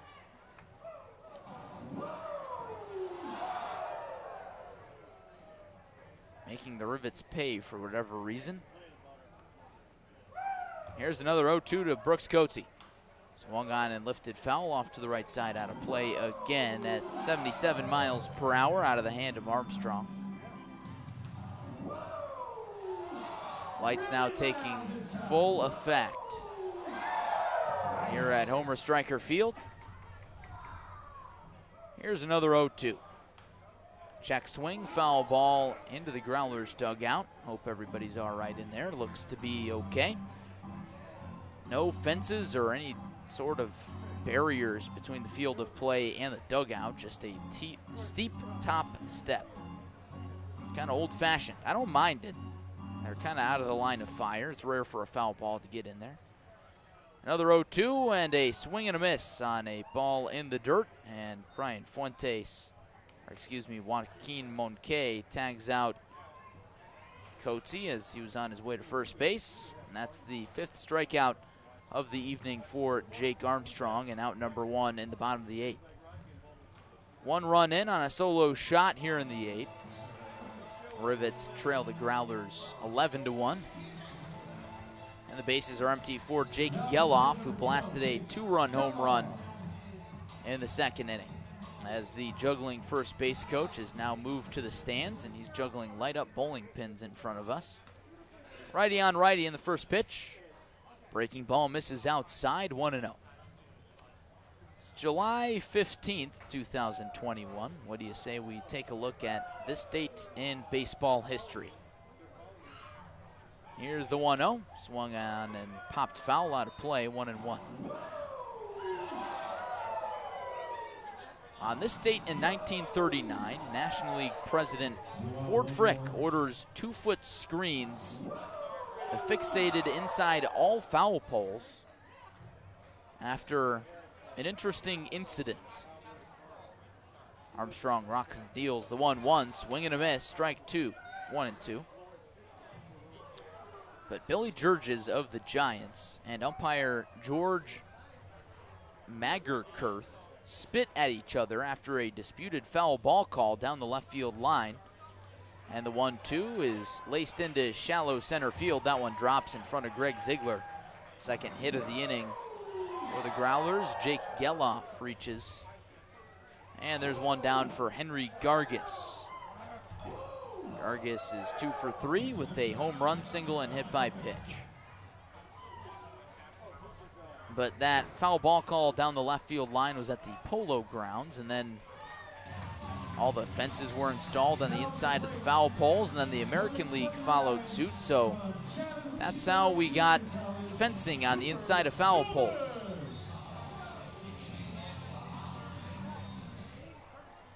Makes things a little easier for umpires, I guess. Armstrong working from the stretch, and the first pitch to Gargis. Misses downstairs, it's 1-0. How about on this date in 1952? I think the Rivets have had a tough day. This was a tough day for the Browns. Here's the 1-0. Swung on and sprayed foul. And it's not Henry Gargis, it's Cooper Doman batting. Cooper Doman came into the ball game for Gargis as a defensive sub a little while ago. Broadcaster asleep at the wheel. The count is 1-1 on Doman out of Chattahoochee Valley Community College. 1-1, breaking ball catches the back door for a called strike. But on this date, 1952, trailing in their final turn at bat by 6 runs, Eddie Jost's walk-off grand slam off of Satchel Paige gives the A's a dramatic 7-6 victory over the Browns at Shibe Park. Armstrong delivers the 1-2. Swung on and hammered, deep left field, hooking foul. Home run distance, but no long ball, just a foul ball, and it's still 1-2. But for old Satch, that was a bad day, and that was the second walk-off grand slam he had allowed that season. First hurler in Major League history to give up 2 walk-off grand slams in the same season. Of course, Page entering the major leagues at a very old age. Impressive that he even got there after a long and legendary Negro Leagues career. Here's another 1-2, swung on and popped up. First base side, foul territory. Brian Fuentes watches that one bounce into the grandstand. Still 1-2.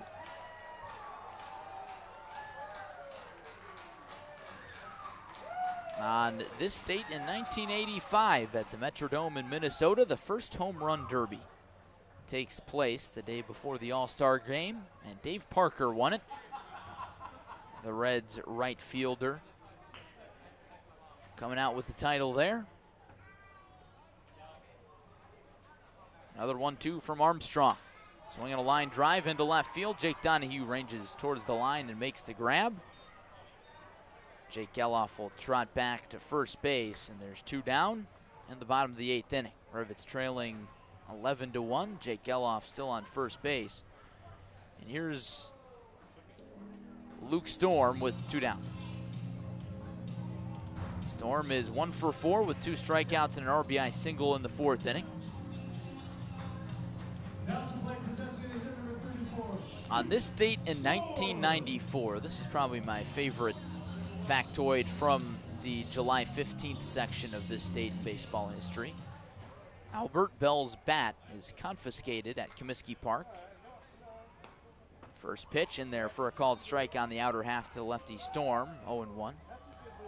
So Bell's bat was confiscated by umpire Dave Phillips on suspicion that it was corked.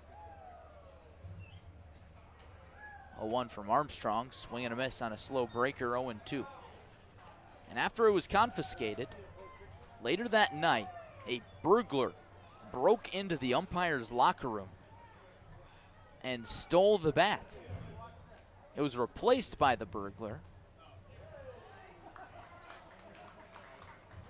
as they tried to bail Albert Bell out. Breaking ball called, strike 3 on the outer half.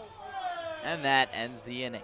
Now 6 strikeouts for Jake Armstrong as he perhaps finishes his night of work, but he allows a solo home run by Damon Lux in his first batter faced in the 8th, and that grows the Growlers' lead back to 10. It's 11-1. Headed to the 9th, last chance for Rockford after this on the Rockford Rivets Baseball Network.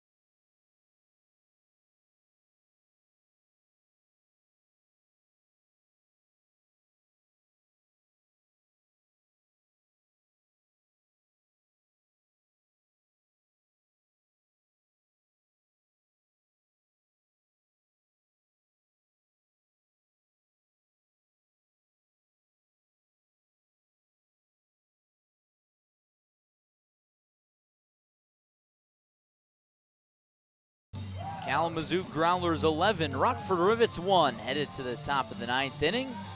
Perhaps the final inning of 18 played today between these Great Lakes East rivals. Kalamazoo took game 1 5-4, a tough loss for the Rivets there. They tried to come back in the 9th. Greg Ziegler belted a 3-run home run in the 9th inning. This one is a little more decided as we move to the 9th inning. Lower third of the order, due up against a new pitcher. It's Nolan Lepkoski, the hard-throwing right-hander from UCF. Has an ERA of 14.85. Righty on righty. First pitch to Hawkinson in there for a called strike 1. Lepkoski has walked 13 batters and struck out 11 so far this year in 6 2/3 innings of work. Here's his 0-1. Swing and a miss from Hawkinson. On a fastball on the outer half, it's 0-2. Barring a comeback of legendary performances, or proportions I should say, the Rivets will fall to 4-7 in the second half. Here's the 0-2. Fastball check swing from Hawkinson. He did not go around, 1-2. And Kalamazoo will improve to 4-7. So the Rivets will be tied with the Growlers in last place in the Great Lakes East, or for 4th place, I should say, because Battle Creek lost both of its games today. They'll be in last place. The 1-2 to Hawkinson swung on and popped out of play. We'll have another 1-2. Rivets will have a chance to get things back on the right track against their Great Lakes East rival tomorrow night, right here, same time, same place, at least for game 2. No doubleheader tomorrow. 6:35 first pitch in the Eastern time zone. 1-2. Breaking ball misses outside. Excuse me, that certainly wasn't a breaking ball. Fastball in there at 96 miles per hour. My eyes are betraying me after 18 innings of baseball today. Hawkinson has a hit, came back in the 4th inning. Overall 1 for 2. 2-2, called strike 3. Breaking ball on the outer half. Hawkinson knew it. He whips out of the right-handed batter's box and strides back to the dugout. Rivets are down to their final 2 outs, trailing by 10 in the top of the 9th.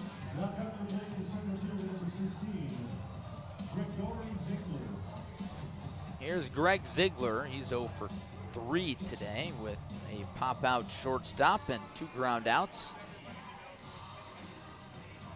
Lepkoski on in mop-up duty.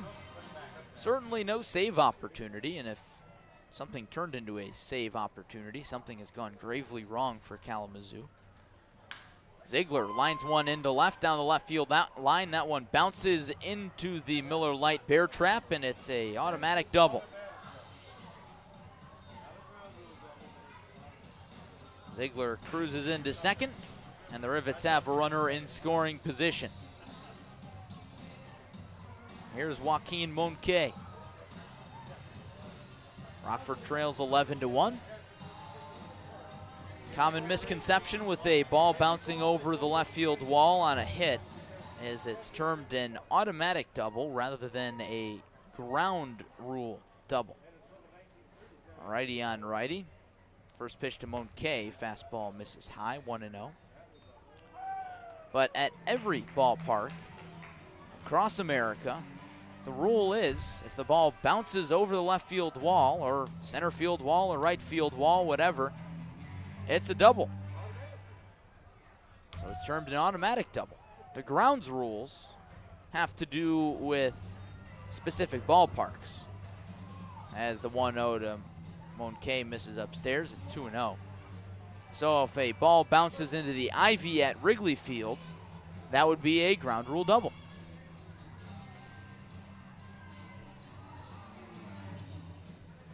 Lepkoski fires the 2-0 in there for a called strike.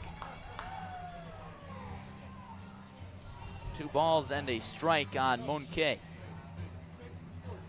Monque still without an RBI as a Rivet this summer. 0 for 2 tonight with a walk. Florida on Florida rivalry. An American Conference battle here.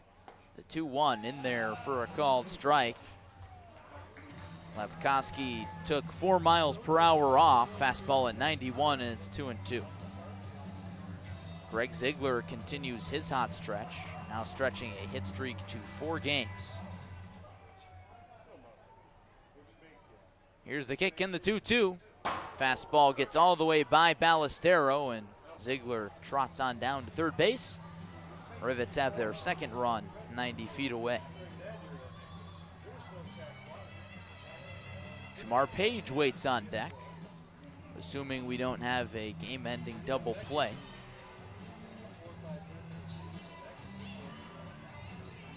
Page hitless tonight, but he's got a walk and a run scored. The Rivets' only run in this ball game.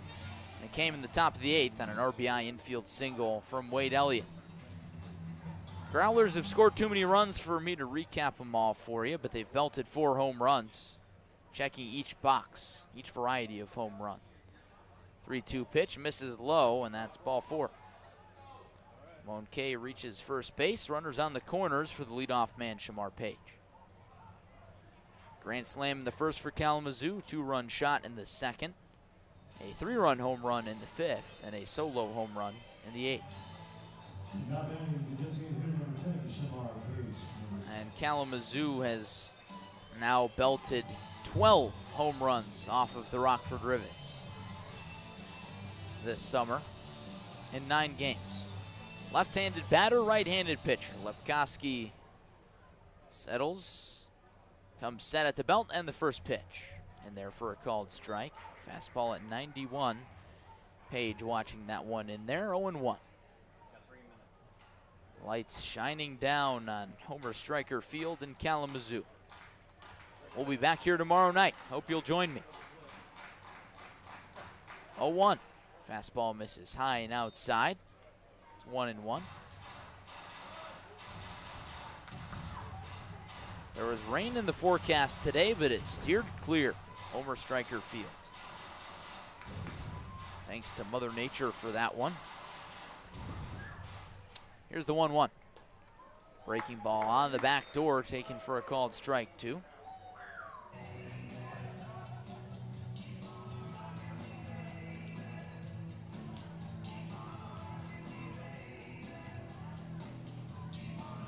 Lepkoski rocking a big bushy beard, an imposing figure from the right side of the mound. Here's the 1-2 pitch. Fastball misses way high.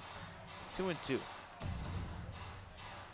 One more of this date in baseball history for you. On this date in 2005, Mike Stanton's first appearance for the Nationals is memorable when the lefty pitcher balks home the winning run without throwing a pitch, giving the Brewers a 4-3 walk-off victory in Milwaukee. 2-2 to Page, home run hack, and he comes up empty. That's out number 2 in the top of the 9th, and the Rivets are down to their final out. Ziegler remains on third base, Monke on first, and the ball game falls into the hands of Jake Donahue. Imagine losing a game on a walk-off balk. Worse than a walk-off walk, I would think.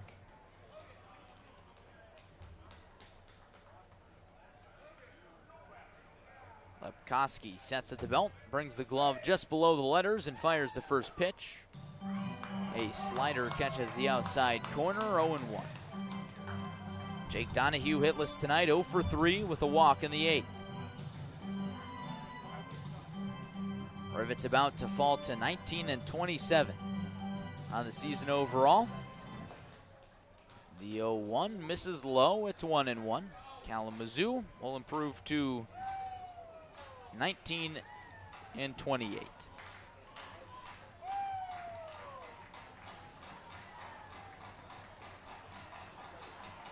Some of the crowd still engaged.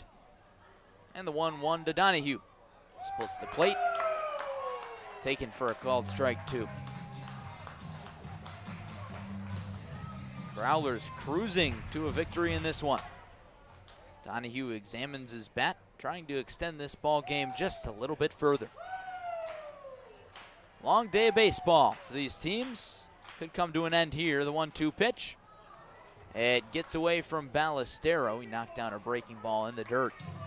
It's 2-2.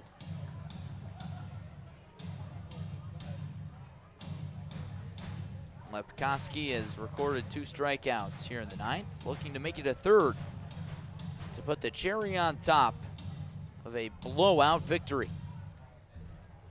He sets at the belt, bends at the waist, and here comes the 2-2.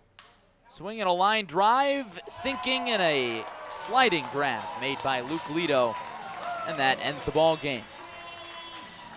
Rivets lose 11-1 in the second game of a doubleheader, and they are swept in said twin bill by the Kalamazoo Growlers. We'll be back to wrap it up after this on the Rockford Rivets Baseball Network.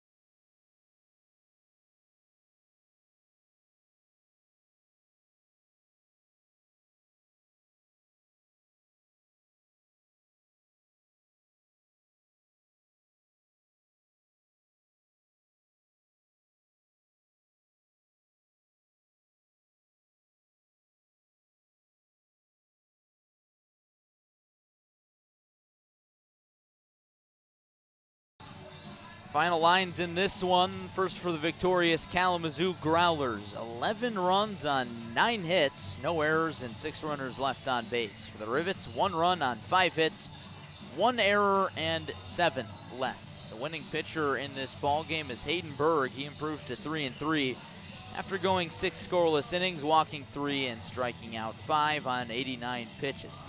Loss goes to Ryan Green. All it took was 1 inning. He surrendered 2 hits, one of which was a grand salami over the left field wall off the bat of Henry Gargis, the second home run for the sophomore from Stanford in this doubleheader. And that set the tone for 4 home runs for the Growlers for the rest of the ball game. The Rivets getting damaged by the long ball in this one. They scored their lone run in the top of the 8th inning on an RBI infield single by Wade Elliott, but everything else, really nothing to write home about. Jake Armstrong had another strong bullpen performance, allowing just 1 run, a solo home run in the bottom of the 8th inning. And he keeps his ERA relatively low at 2.79. He struck out 6 and did not walk anybody in 3 1/3. So a good performance from him. Rivets and Kalamazoo wrapping this one up in 3 hours and 1 minute in front of a relatively large Thursday night crowd of 1,336 on a 72-degree, mostly cloudy night in southwestern Michigan.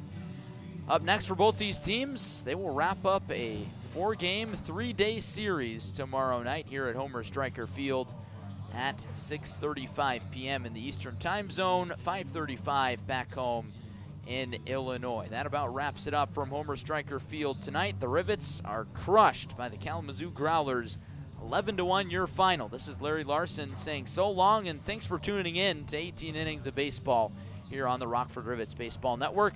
So long, everybody.